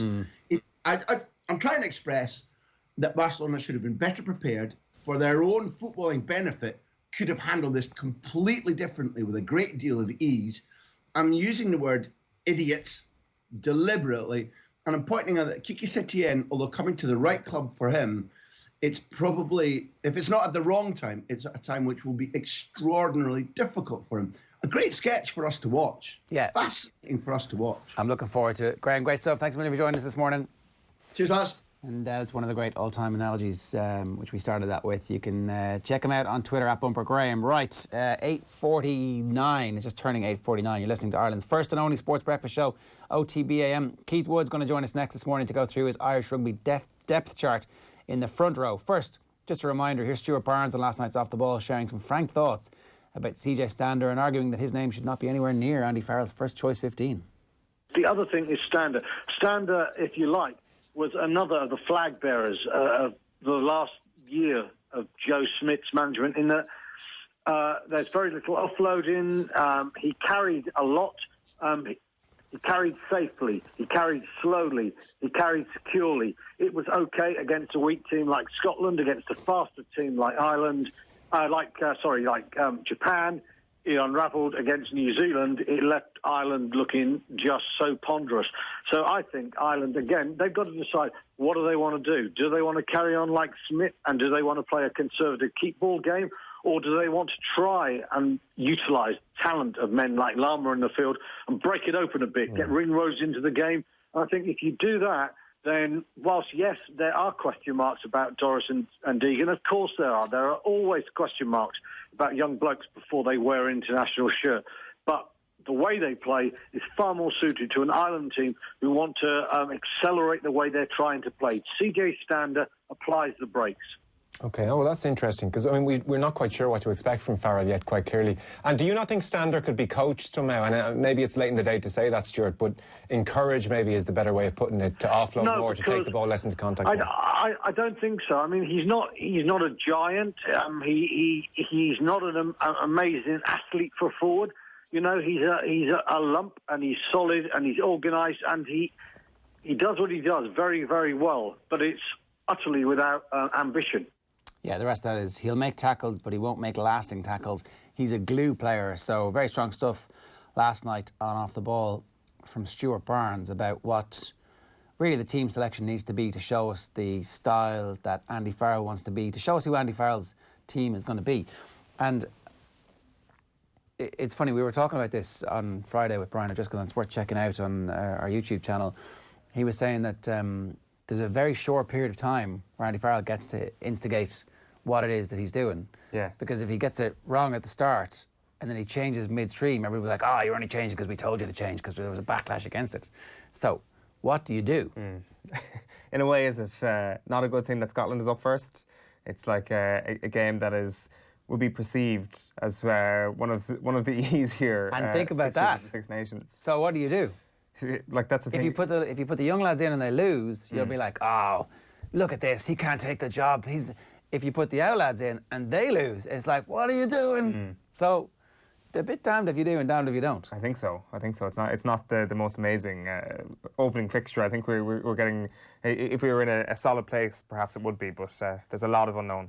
Right, we've got Keith Wood with us this morning. Keith, good morning to you. How you doing? Morning, gentlemen. How are you? Yeah, very strong stuff from Stuart Barnes there, saying that Ireland need to move on from CJ Stander. He called the team ponderous. He said it would be, picking him again would be a hangover, essentially, from the Joe Schmidt era. Do you agree with this? No, I don't, actually. It's funny. I think in light of how we've played in the World Cup, I think we need to take one little bit of reflection from it, and this is where the interesting element will be for me. It's much easier for a larger country to throw out everybody when there's a change that happens. We need to be a little bit more circumspect. But I would like to see him play better, and I'd like to see him play differently. And so I tend not to take the scalpel out quite as quickly as others might want to. So I'm really interested to see what Andy Farrell does with the squad. I'm interested to see with how he wants them to play. Because I would look back, and you'll remember I would have been critical of Jamie Heaslip towards the end of his time with Ireland, because I felt he started playing in a fairly stodgy fashion. And I remember what he played like in 2009 in the Lions. And he was a remarkable ball-running number 8 who would sit back into the spot and used to have huge carries, and then suddenly 4 or 5 years later, he was carrying for less than a metre on average. So CJ has done almost exactly the same thing. And whether that's reflective of a job that a coach wants you to do, and you'll do whatever the coach says, by the way. If he says, this is the job I want you to do, and I want you to be able to take up the short truck yards so that we can go through several phases, well, your job is to do what your coach tells you to do. That is the job. I'm just wondering to see whether that's the best use of him and whether we can get him back. And so that's the first point. My second point is I still believe, and if I look through last weekend and I watched the Munster game on the television, I recorded and watched it when I got home, the Munster guys that had been on the Lions and even some of the Irish guys that had been on the Lions have played nothing but rugby since. And I thought they all looked a little bit tired, and I will say that I think a lot of the performances of those players have still been very good, but haven't been at the heights that they've been. So I'm looking forward to them getting a rest at some stage post Six Nations. Yeah, even post Six Nations, then there's a tour to Australia next summer, so it's going to be a while before we actually end up seeing those all have a couple of months off properly to let the body and the mind heal. So. Well, I have an issue. With summer tours immediately after World Cups. I've said that for a long time. There needs to be one gap in the calendar in a summer, be it after a Lions tour or after a World Cup. You need to be able to give the guys some level of a rest. We talk about player welfare, but player welfare isn't about playing your best players every minute of every day until they run out of steam. Exactly. Let's come back to that, because it might feed in a little bit to the depth chart of the front row. And I know you've got a little bit of concern about the age profile of our front row at the moment, Keith. Well, I do. It's just in terms of maybe keeping some of the players there longer than they would traditionally be kept is maybe the nicest way to put it. But I do in some spots, and I don't in other spots. When I look at in the tight head, our age profile in tight head, I've never seen anything like it in my life. It's fantastic. It's absolutely, and we have a level of depth there that I don't think we have had previously. It's the hardest position to get a world-class operator in, and we've plenty, which is Tadhg Furlong definitely at the start, though I think he needs a rest. I find I'm a front row forward, or has been front row forward. I get excited when you see players that are able to do many things. Yeah, he's 27 years of age, but he's fantastic. But he's played a huge amount of rugby. I just think we need that guy's like a national treasure, and we need to look after him. So behind him, a lot of young guys too. On the Tadhg Furlong point, and going back to the Lions, and even to get into the Lions team, you obviously have to play to a very high level for the previous 6 months minimum, but Furlong had probably had a full year before that. So if you take us on that cycle, all the way up to the next Lions tour, he's effectively on the treadmill. And at that point, it's a Lions tour, another Lions tour, a World Cup in between, and every Six Nations game, and every big game for Leinster. At some point, again, we've had this conversation repeatedly over the last decade about players. Somebody like him, do you not just say, go off and have 6 months and do whatever you want? Well, again, it's one of my few regrets that I decided I had to retire because my body was just gone. And it was gone. And I look back in it 17 years later now, which is a bit of a shock, and say that would it have lasted any bit longer if I'd taken a bit of time out?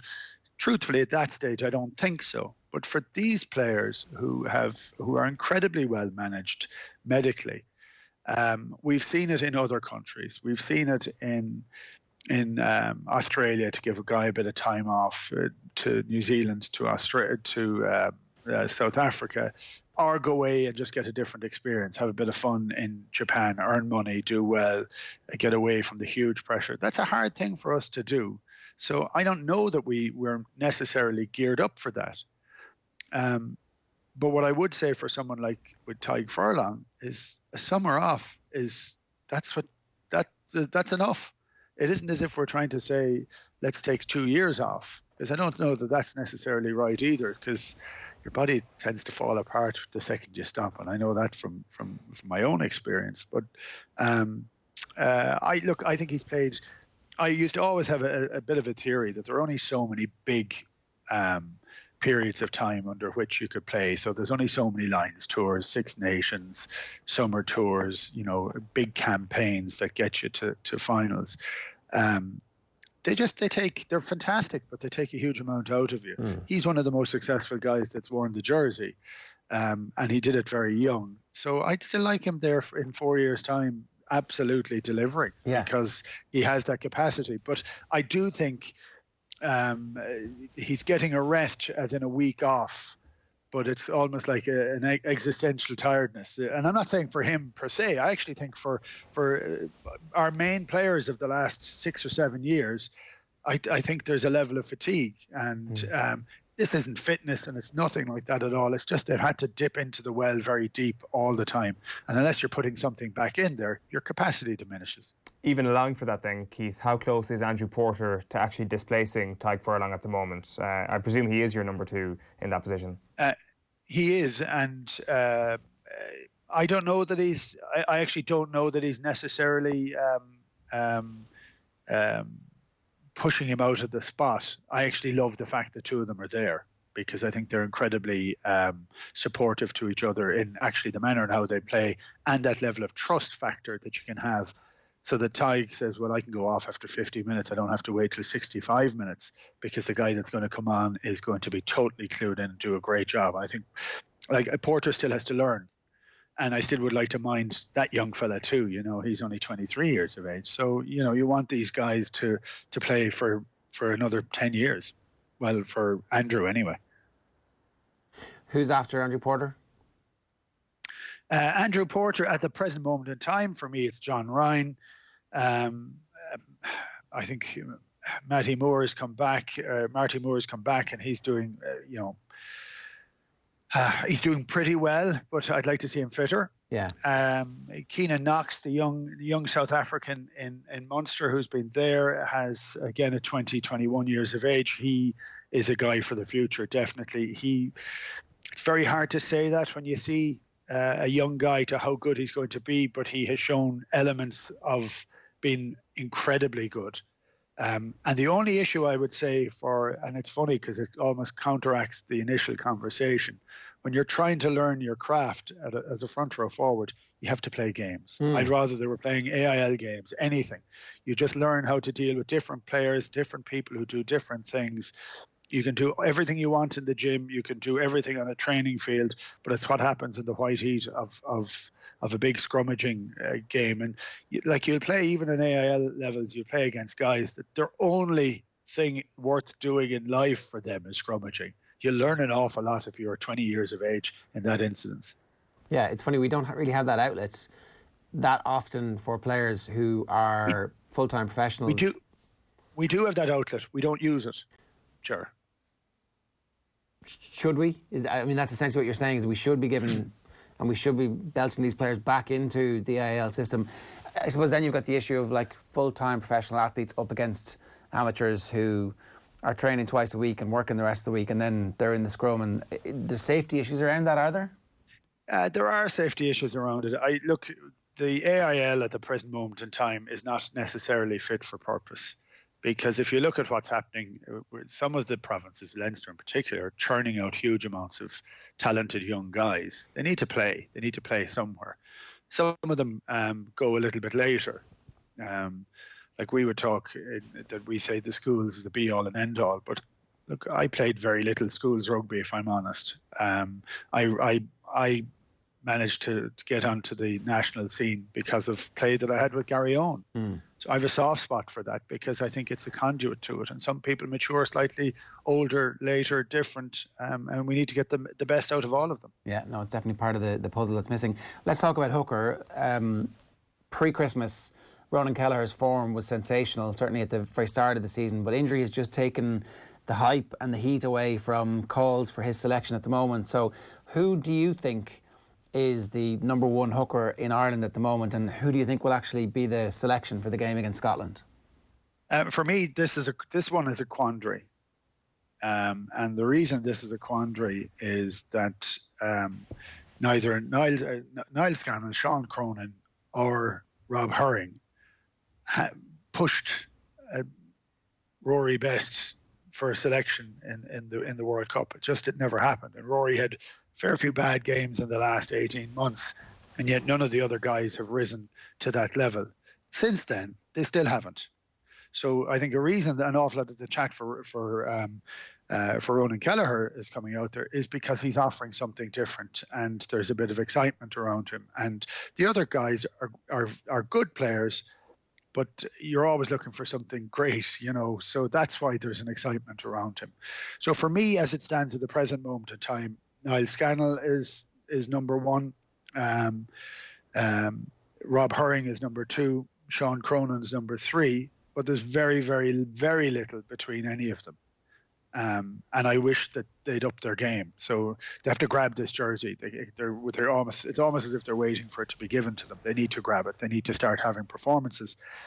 I'm not sure about Kelleher's injury, and the only reason I mentioned him again in this was it's 20 years ago now, when 25 years ago, when Jeremy Paul, who was this incredibly athletic Australian, had been a flanker, moved into the front row, was a really, really good rugby player, technically wasn't up to scratch.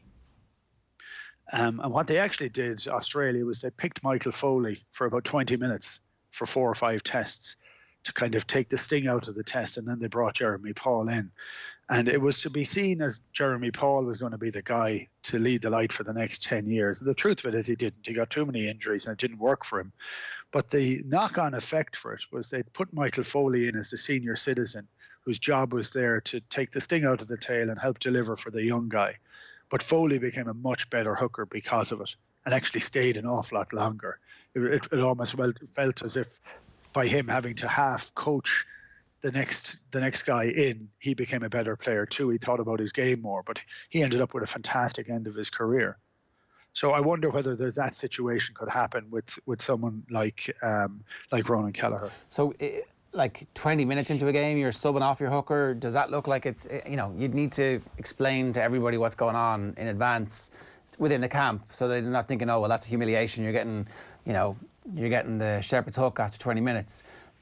You're getting the best you can out of the players that you have at your disposal. Why wouldn't you try and do that? And look, it doesn't. I'm not saying that that's what they have to do, but I'm saying we need to look at whether we have a guy that's in his 30s or late 20s. And late 20s are a great time for a hooker. But if we have a guy there, do we have a young guy coming through as well? And it's whether it's in this match or in some of those matches. But I'd like to, you have to reward guys that do something a bit different, that are a bit better. And there is a bit of a changing of the guard here. Yeah. So I think those things are possible. Ronan Kelleher broke his hand against Northampton, and at the time, so this was the 10th of December, they said he'd be out 4 to 6 weeks. So we should be seeing some reports this week about how close or otherwise he is to getting back. If he gets back and gets some game time, can you stick him straight in alongside Cian Healy and alongside Tadhg Furlong, like players he's familiar with? Can you pitch somebody that young in to start at hooker against Scotland? No, I don't think so, because he's been injured, actually. But I do think you can put him on the bench a couple of weeks after that. It just sees how he's getting back into it. If you had people who are stand-out guaranteed starters, I don't think you'd be having this conversation. You'd be looking after him a little bit more. But look, I just think it's an interesting conversation to have. So it's the start of a new era. Are we looking for guys that are we going to try and get a bit of a balance right between age and experience and some of these young Turks that are coming through, and maybe that they're very capable or not? And you won't really know until they get a chance. But it doesn't have to be the be all and end all. So it can be part of the process. And I remember Tadhg Furlong getting a game with Ireland and having a pretty hard time of it, because he hadn't played at that level. Yeah, it's going to be hard anyway. It's front row is very, very tough, huge pressure. But I think you have to start at some stage. So the order is Niall Scannell 1, Rob Herring 2 at the moment. I think so. Okay, to go on to loose heads, is Cian Healy still the number 1? Cian Healy still at number 1. For me, it's Cian Healy, Dave Kilcoyne, Jack McGrath still. I've loved McGrath's reaction to leaving Leinster, to being out of the Ireland squad. I just think he started playing again recently. And there are a few young guys at Loosehead. There are a few younger guys coming through, but not a huge number either. So when Cian Healy and Kilcoyne and McGrath are all 30 plus. So we do need a couple of young guys coming through. Definitely. Is McGrath one of those people you'd categorise in that area as well, Keith? Somebody who probably needed a break. It's a little bit too late now, but obviously post the Lions tour, we haven't seen that same level from Jack McGrath. Well, I think the Lions tours, and it's funny because I almost sound as if I'm criticising them. I love them. I think they are of unbelievable value. But it's been marginalised a little by being squeezed into a smaller period of time, by the season ending the day before the tour, starting almost the day after the tour. And we're not giving the players an element of rest that fits into it. And it doesn't have to be immediately afterwards, but it can be at different times. You learn an awful lot from it, and you actually accelerate your learning very heavily on a Lions tour, and that's why it's great. But it does take a toll. As do World Cups, by the way. The World Cup isn't the 4 or 5 weeks that Ireland are out in Japan. It's the amount of work that has to do to get in there. And look, it didn't work for us this time either. So there's also a bit of a psychological blow from that. And I'm just saying, for some of the guys that are carrying the weight, so I go back to those guys, Johnny Sexton being another one of them, the players that have carried the mantle of Ireland and their province for 6, 7, 10 years. They carry that every time they step onto the field. And yes, that's why they get paid the big bucks, and that's why they play professional sport. But it doesn't take away from the fact that it's tiring. Last question for you then, Keith, on the front row. Are you positive about where we are at the moment, or is it a bit of a mixed bag? I'd be more positive if more guys are putting their hand up at hooker. But invariably, I looked at a depth chart from a few years ago, and we were very, very, very bare then. Yeah. I don't think we are as bare since. And look, I know, like Munster struggling at the weekend in the last 10 minutes of that game, and all those sort of things, and people get caught up in all the emotion of everything. But I know that if you look into even the Munster setup, the players that are coming through, and that you've young Josh Wycherley, who's only 21, as a loose head coming through the system. There are a next layer of guys that are coming in. We just haven't seen a huge amount of them on the field. We'd like to see them a little bit more, and be it at AIL level, be it at Pro 14 level, whatever it is, to try and get them through. But those kids are there. So because of that, I'm not that worried by it. All right. Keith, great stuff. Thanks a million for joining us this morning. Brilliant. Cheers, gents. It's Keith Wood giving us his depth chart. That's the first one that we've done for you. We'll move on to the second row and back row in the next few days, and we'll wrap up with the backs over the next couple of weeks as well, in advance of the Six Nations. More details beginning to emerge over the next 24, 48 hours from the Ireland camp. Some speculation that Marty Moore may be released from the Ireland squad. Was that the... It was certainly mentioned in the newspapers this morning that it would be harsh and perhaps at a bad time for him. So perhaps the piece is written with the idea that he's in line to face the axe all right, but we don't know. There's no leaked report anyway. 12 minutes past 9 this morning on OTB AM. The Sport to Startup programme is a new initiative from the local enterprise offices, funded by Enterprise Ireland, aiming to get full-time sports people in Ireland involved in entrepreneurship and to enable them to start their own business now or in the future. It helps to bridge the gap left when full-time sports people retire and enable a better transition from sport. The programme takes place across 8 weeks, and a half-day free taster session in conjunction with Sport Ireland takes place this Friday, the 17th of January, at the Sport Ireland Institute. If you think you might be interested, or if you know somebody who might be interested, then localenterprise.ie/sport is the website. localenterprise.ie/sport is the website to log on to. Still to come this morning on OTB AM, Phil Egan is going to join us for the very latest instalment of Deal or No Deal. Tom Malone's going to be in studio for the sports news. And we still have to go through our top 5 stories from this morning. But first, Fine Gael TD for Galway West and the government chief whip, Sean Kine, joined us earlier on this morning on OTB AM to discuss the large-scale sport infrastructure funds awarding of 10 million for the redevelopment of the sports ground in Galway. Well, I don't know what projects were funded, to be honest, in Sheahan Ross's constituency, but I know what's been funded in my own area, and I can justify those based on the rankings that were achieved. I mean, you can look for that information. I've no doubt people will be in terms of the rankings for all these projects. And there was a cut-off point, and yes, there are disappointed people that didn't get funding, but they had projects that scored lower than, for example, Connacht Rugby. You can hear more from that interview on the podcast of OTB AM, which goes up straight after the show on whatever podcast app you use. The best place to get it is actually, of course, the Go Loud app, and on offtheball.com/podcast. That full thing will also be up on social for you. Top 5 stories this morning. The Irish surfers off Mullaghmore surfing what they expect to be one of the biggest waves in the history of the country.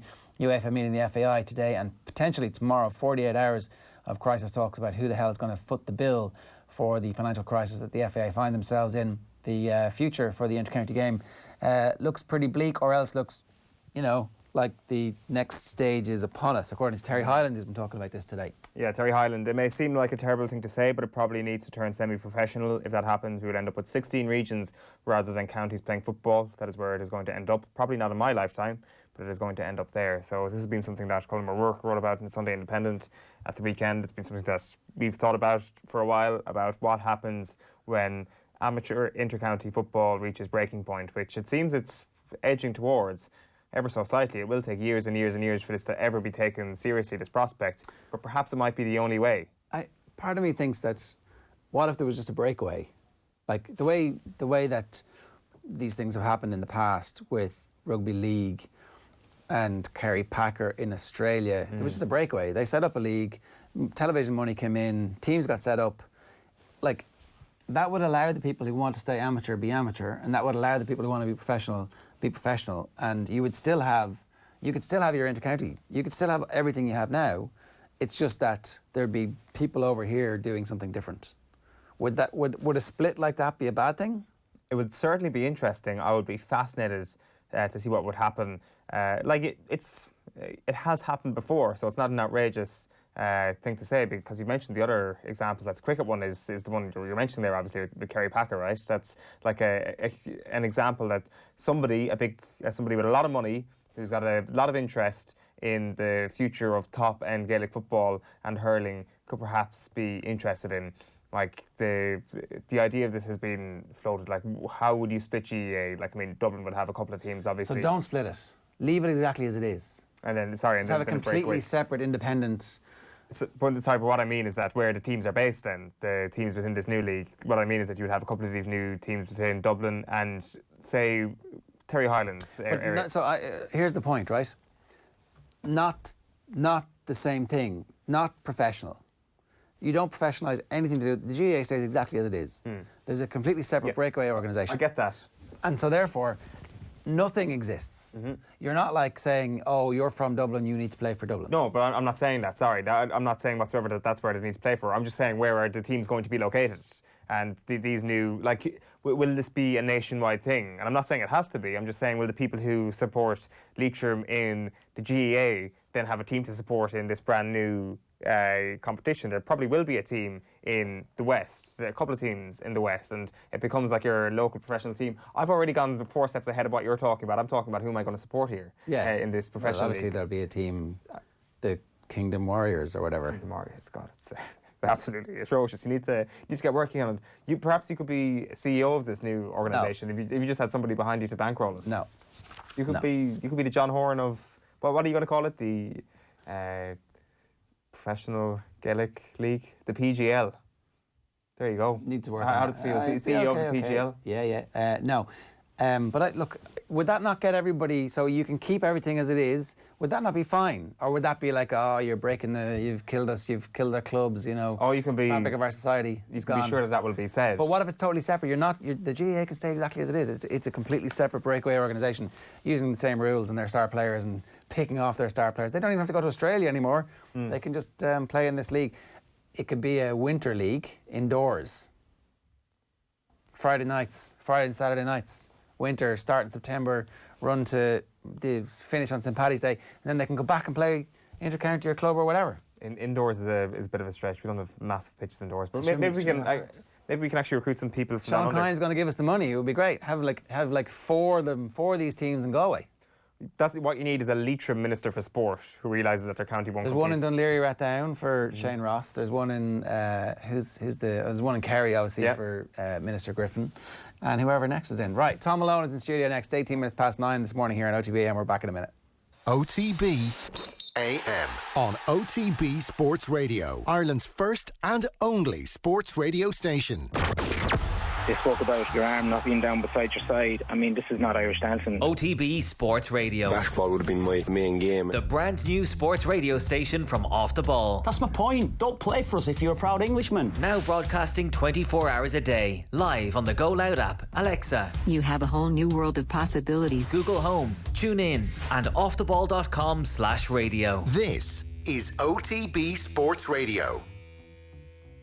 The Sport Ireland campus Blanchardstown is the home of Irish sport, not just for our athletes, but for you and the community.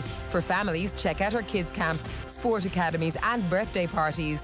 For adults, why not join our newly refurbished gym with a 50-metre swimming pool, or book one of our world-class indoor or outdoor facilities, including our athletics track, sports pitches and courts. And for companies, check out our team building days, conference facilities and events. All this and more at sportirelandcampus.ie. OTB AM. 20 minutes past 9 this morning. Tom Malone is here. Tom. Hi, Jer. How are you? Not too bad, not too bad. We start with some sport. Administration. A high-level UEFA delegation will arrive in Dublin today for talks with the FAI and government over the Irish football body's financial woes. It's hoped that a deal can be struck by all parties to honour the €29 million commitment to Bank of Ireland on the Aviva Stadium. The FAI have already asked for €18 million from the government to deal with their current financial predicament. And earlier today, you may have seen Minister for State for Gaeilge, the Gaeltacht and the Islands Government Chief Whip Sean Kyne was on OTB AM to discuss large-scale sports infrastructure fund. Fine Gael politician was on OTB AM talking about the body awarding €10 million to the redevelopment of the sports ground in Galway. He told Off the Ball that the taxpayer money was used because the government did not believe that the IRFU would fund the project. I don't want to put words in your mouth, and I don't want to interpret this wrong. You talked to the IRFU's CEO, and they said you need to talk to the Connacht branch. You weren't sure that the IRFU at central level were going to commit to funding for this, so you stepped in with taxpayers' money to make sure that the project happened. Is that is that an accurate reflection of what you just said? What I'm saying is that the CEO of the IRFU refused or did not agree to meeting a delegation from the Western TDs to discuss this project. We received no indication that the IRFU were going to fund a 10 million shortfall for a project that is hugely vital to the continued success of Connacht Rugby and the West of Ireland. Fully deserved, came out second in the scoring from the Department of Sport. Of all projects in the country, came second based on the criteria. So a well-deserved project that's stood up in terms of competition from other projects. And as I said, Galway and the West, deserve a rugby stadium as much as anywhere else. So I'm not sure we'd be having this conversation, to be honest about it, if we're talking about Leinster or Munster. Except we would be having this conversation, and we should be having this conversation. Why are we committing public money to sports organisations that can generate their own cash? I fully think that we should be spending money on coaching and getting participation levels up, but why don't the sports bodies themselves pay for their own stadia? Yeah, particularly professional sports bodies. And that's not to mix up the two things about facilities and participation, because it is facilities that will drive participation. It's just facilities of a different kind, and if that's what the government money is being spent on. ESRI did a report about 20 years ago that said we've got loads of sports facilities in this country if we just all kind of join together. And actually, the thing that drives participation is good quality coaching, good quality, consistent coaching. If you know that you show up to, if you think about it, right? Katie Taylor won a boxing gold medal from one of the shittest gyms in the country. Right? She didn't actually need all those amazing facilities. They eventually put the toilets and showers in after she got successful. But she had good quality coaching and was very committed to what she was doing. That's at elite level. But if you show up to a small patch of grass and there's good quality coaching who can communicate with the kids, you're going to keep coming. And eventually that club will rally round and they'll put facilities in. But you build facilities and if there's no coaches, people show up, what are you going to do? You can't do anything because you don't know how to train and organise. That's the single most important thing that dictates whether or not people continue to participate in sport. Not having these amazing stadiums that are empty 332 days a year. I'd be interested in the political analysis of whether or not this actually works, whether or not the voters, who will obviously be out in full force over the next couple of weeks, whether they would actually appreciate that very thing more than the facilities, because there's a chance that they might. Oh, if they... Oh, I mean, yeah, I'm sure they would. But how do you explain that? There's no ribbon cutting. We've hired 20 coaches. Literally about to use that phrase. Like it's the big. It might be a green ribbon at the sports ground. Who knows? But that moment where that scissors snaps that ribbon, you know that you've banked a couple of votes. Yeah. If there was proper joined-up thinking, I mean, this is a big reach. You would have one major municipal sports ground in Galway, one in Cork, one in Athlone, maybe two in Dublin, one in Belfast, and they would be multi-use facilities. Absolutely. And then there would be no money ever given to any single individual. You don't need these, because you've got one stadium's fallen down, another one's quite good, but it's okay, we can't use that because it's a GAA stadium. You're like, well, that makes no sense. Anyway, there's no appetite for that kind of chat, sure. Anyway, speaking of new stadiums, Tottenham boss Jose Mourinho says he's unsure when Harry Kane will return. Kane has undergone surgery on a hamstring injury. The Portuguese doesn't even know if the England striker will be fit for the Euro 2020 finals. News on Harry we don't have, and if you ask me every time I come here, the answer will be always the same. We expect him to be out until, I don't know, mid-April or end of April, or who knows, May or next season, I don't know. On the pitch tonight, Spurs welcome Middlesbrough to the new White Hart Lane in an FA Cup third-round replay. They kick off at 8:05. Well, Watford manager Nigel Pearson says he will rest his key players for their game away to League One strugglers Tranmere. Elsewhere, Brian Barry Murphy's Rochdale are away to Newcastle United. But in that game, Steve Bruce has said he will field a strong side. Well, Liverpool will discover where they're heading in round 4 after Shrewsbury face Bristol City tonight for the right to play the Premier League leaders. In other football news, Manchester United are believed to be close to agreeing a deal for Sporting Lisbon midfielder Bruno Fernandes. United, by the way, made most revenue of any of the Premier League clubs last season.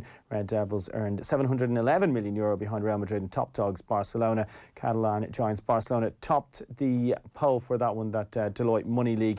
Record €840 million in revenue last season, becoming the first club to break the €800 million in revenue mark. And also in racing today, Ferry has passed an inspection this morning, so they go ahead at 1:45. All right, Tom, good stuff for that. It is 9:26 this morning here on OTB AM. Time for Deal or No Deal.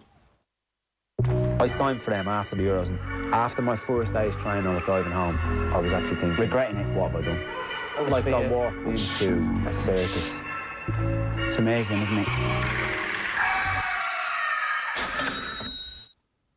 That's how we feel every day, walking into a circus here. Phil, how are you? Good, yeah. Bruno Fernandes from Manchester United is progressing. He's set to be signed for $60 million from Sporting Lisbon by the end of the week. He's expected to make just short of $100,000 a week. Needs a better agent. We will monitor this one. Definitely happening, 100% done. Seems that way, doesn't it? Seems that way. And when you say it's progressing, I wonder, will it actually get done by the end of the week, or will it drag like some transfer tend to with United? But yes. It looks like it's going to happen, and you're trying to think, where will he fit into the team? Well, tell me. Well, if he was to play a 4-2-3-1, then he fits in central area behind the striker. So he's part of that 3? He's part of the 3. So Matt had played against Norwich at the weekend, and he was grand. Isn't it the 2 that are the problem? The 2, well, McTominay's one of the 2. And Fred's the other, and that's it. Well, you probably need to upgrade. But that's what happens if they can offload Pogba, then they bring in... Fernandes isn't playing there, no? Well, you could play him there as well, but you'd have to have a McTominay around him. Can they send Marcus Rojo the other way to try and speed this thing up? He doesn't want to go to... Nobody wants Marcus Rojo. Lisbon's a great place to live. Sporting's a lovely stadium. Yeah. I'm sorry, it's the issue with them not wanting Rojo rather than not wanting... Okay, no, sorry, I thought it was the other way around. They offered 3 players to Sporting. No. No, just catch. The third goalkeeper? Just catch Joel Ferreira, yeah. John Stones could be an Arsenal player by the end of this window, according to The Sun. They report that the City defender is represented by the same agent as Mikel Arteta is keen to move, even if it's only on loan. He's 2 years left on his current deal, but the paper report that he's not part of Pep's plans. Can we see this happening? Would it be a smart move by Arsenal? And what the hell happened to John Stones? John Stones, 25, 50 million, and Pep doesn't fancy him. And when Pep doesn't fancy you, you're out of there. So why does Arteta fancy him?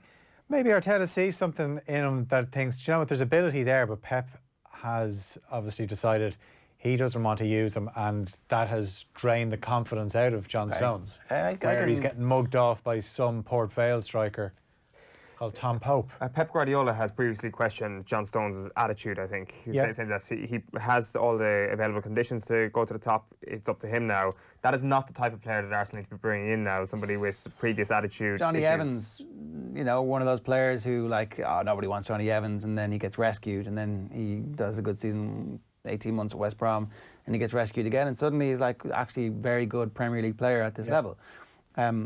Is John Stones about to have a Johnny Evans career? And that would be a great recovery for him.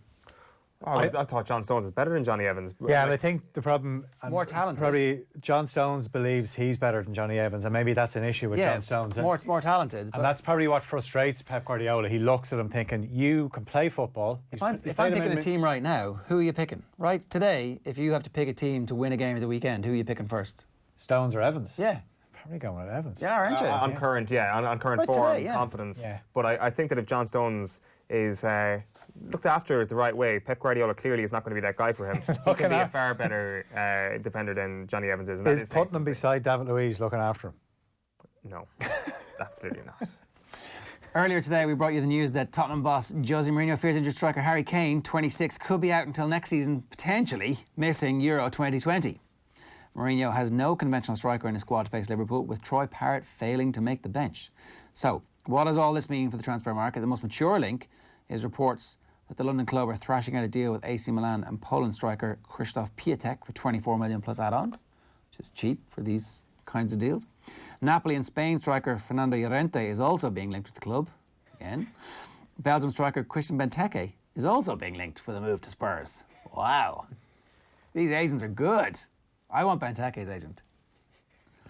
What's going to happen here? How many matches will Troy Parrott play before the end of the season? What's the over-under? I don't think he definitely won't start a Premier League game between now and the end of the season. 1.5 appearances off the bench, over or under? Oh, so you accumulating 1.5? So over. From now.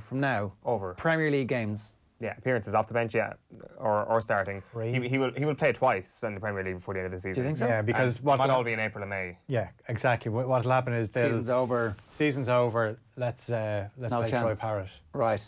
Do you think because so? Jose doesn't Troy do that. Parrott needs game time before the Euros, Ger. He does, yeah. And Jose needs wins. And Mick's been on to Jose saying, look, give Troy a run out because we need him. Well, I wasn't going to. How does he say it, Phil? I don't know. He says down the phone to Jose, go on, do the accent. No deal. No. When we qualify for the Euros, lads. You will do if you qualify for the Euros, you'll do the Mick McCarthy accent. How about if we don't qualify for the Euros? Yeah. You were about to do it. I'm just trying to push it out. Meanwhile, in Germany, Sport 1 report that after 2 decades at Bayern Munich, German attacker Thomas Müller could be on his way to Manchester United. This is the most Manchester United signing of all time. Amazing Thomas Müller in the 2002 World Cup. Was it 02? 06. 06. 2010. No, 2010. Was it 02? 02 is Miroslav Klose, as was 06. Oh, yeah, okay. That's an old player if he's still playing in 2020. He linked with United at one stage. Well, I mean, look, I'm just surprised. Bastian Schweinsteiger, you see that name on the team sheet, you go, oh, you do, because it's got lots of letters in it. He's scored 190 goals in 510 appearances for the club, but he's only scored twice in 17 appearances this year. He's under contract until 2021, but has admitted he's far away from signing a new Bayern deal. Of course he is, because Bayern aren't stupid. That's the worst deal Bayern Munich has ever agreed, 2021. Would this be a savvy signing? Well, this is 2020, Eoin. I know, but like he's been crap for a couple of years. Would this be a savvy signing for Manchester United, or is Müller another superstar on the slide they should avoid? No, I think United would be better off doing a deal with Muller Yogurt than trying to get Thomas Müller. Muller Yogurt's kind of gone off the They were a Villa back Away in from the the day. headlines, yeah. Fruit corner. They used to be lovely, and Yeah, they were. just for no reason, it just disappeared. Lovely Villa green jersey. Yeah, with Mother green and Yoga. black. No, it would not be a savvy signing for Manchester No, United. it'd be a terrible signing. And yes, it is another superstar they should avoid 100%. Sky in Germany report that AC Milan have joined Arsenal in the hunt for Bayern Munich's Jerome Boateng. What impact would he make in the Premier League? Get Jerome Boateng. He's a good player. He's better. He would start and be better than Shkodran Mustafi or Socrates. Would he be better than John Stones, though? No, I would rather Arsenal sign John Stones than Jerome Boateng, just because of the upturn in fortunes that you might expect from John Stones, whereas Jerome Boateng, we've already seen his peak. Get them both. Get them both. Get them both. Get them in. That's a completely new centre back. You can do all sorts of things with that. You're not a Boateng fan? I am not. No, not really. I think there's enough going on there. 31 as well. I think his best days are behind him. Plus, does he really want to go to Arsenal and start being part of this rebuild that they're looking for? Whereas at least John Stones is 25. He's got age on his side. But they're pinning all their hopes on this guy, William Saliba, who's 18 years of age, who's never played for Arsenal. And they will keep saying, we don't need a centre-back because we've got this guy coming next summer. And they've got rid of Mavropanos. Yeah, I've seen him play once. That's it for Deal or No Deal this morning. I signed for them after the Euros, and after my first day's training I was driving home, I was actually thinking, regretting it, what have I done? Like I walked into a circus. It's amazing, isn't it? It's amazing, isn't it? Earlier this morning we spoke with Red Bull athlete and big wave surfer Conor Mcguire before he got into the water at Mullaghmore off the west coast of Ireland. Keep an eye on offtheball.com later on today to see how he gets on surfing some of the biggest waves that we're ever going to see in Ireland. Finally this morning, Paul Reese's column in The Guardian was about England rugby's new forwards coach, Matt Proudfoot, who you might remember from this. Eoin Sheahan from Off the Ball in Dublin. How are things? Very well, thank you. And yourself? Very well. So there's been a lot written in Irish media over the last couple of days about rugby and drugs in rugby, and a question for you as somebody who's worked in the Northern Hemisphere. It's kind of a two-pronged question. We've had to ask hard questions in Ireland of underage players in schools as well. Does rugby have a doping issue, and does South African rugby have a doping issue? I think I'm a forwards coach, mate. You know, that's something for administrators to answer on. I wouldn't have to be able to answer that question. I don't have the information to answer that question. Yeah, so there was a moment, this is today from The Guardian, Paul Reese's piece. There's a moment during last year's World Cup with Matt Proudfoot, who on Monday was appointed England's forwards coach, sounded like his new boss Eddie Jones. Answering a long-winded question about whether rugby in South Africa had a doping problem, he replied, I'm a forwards coach, mate. It's interesting. You've hurt long-winded. Hurt my feelings there, Paul Reese. I've never met you, but it was a fairly long-winded question, I guess. It was two-pronged. It was succinct and to the point. I like the way that he's basically said, this man fudged question on doping, therefore he is like Eddie Jones. What an absolutely ridiculous conflation of things from Paul Reese this morning, but I will accept my question was long-winded.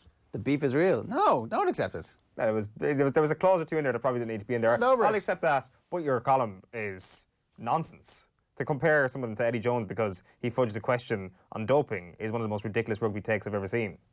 It was a response Jones had perfected in the 4 years he's been in charge of England, not wasting words on issues beyond his control. Doesn't Eddie Jones tend to try and wind opposition managers up by always talking about the opposition team? Isn't that something which is obviously not in his control? Yeah, possibly. Or is he trying to control it? Is that part of the argument? Yeah, controlling the mind of Rhys Patchell, for example, is something that Eddie Jones has done successfully, he will claim. Right. Telekinesis. All right, so it's interesting to see how Proudfoot's going to get on. We can go back and maybe you can go back and ask another question about doping in English rugby next time. Well, I'm not like that could be something that I could do, but he's a forwards coach, mate. Will he remember you, do you think? Ah, yeah. I don't know. You can go here. I'm the guy who asked you. I've got a shorter question for you. You might remember me from such things as the Walt Disney I'm a forwards Hotel. coach, mate. You could walk in with that tattoo. Right, that's it from us this Tuesday morning. A little bit later than you, but we had a big, busy show for you. We hope you enjoyed it. It's 9:37 a.m. this morning. Thanks very much for joining us. Off the Ball is going to be back in your radios tonight from 7. You can subscribe to the OTB AM podcast, fully timestamped, which makes it very easy to find exactly what you want from every morning's 2-hour show.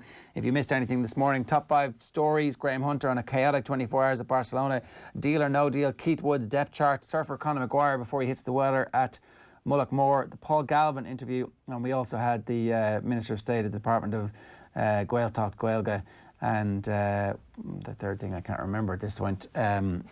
Sean Kine, who's the government chief whip. You can find us on podcast or also on YouTube, where you can cast us to your smart TV. OTB AM is Ireland's first and only sports breakfast show. We're here every morning. Back tomorrow morning from 7:30. We'll see you then. Good luck. OTB AM. This is OTB Sport.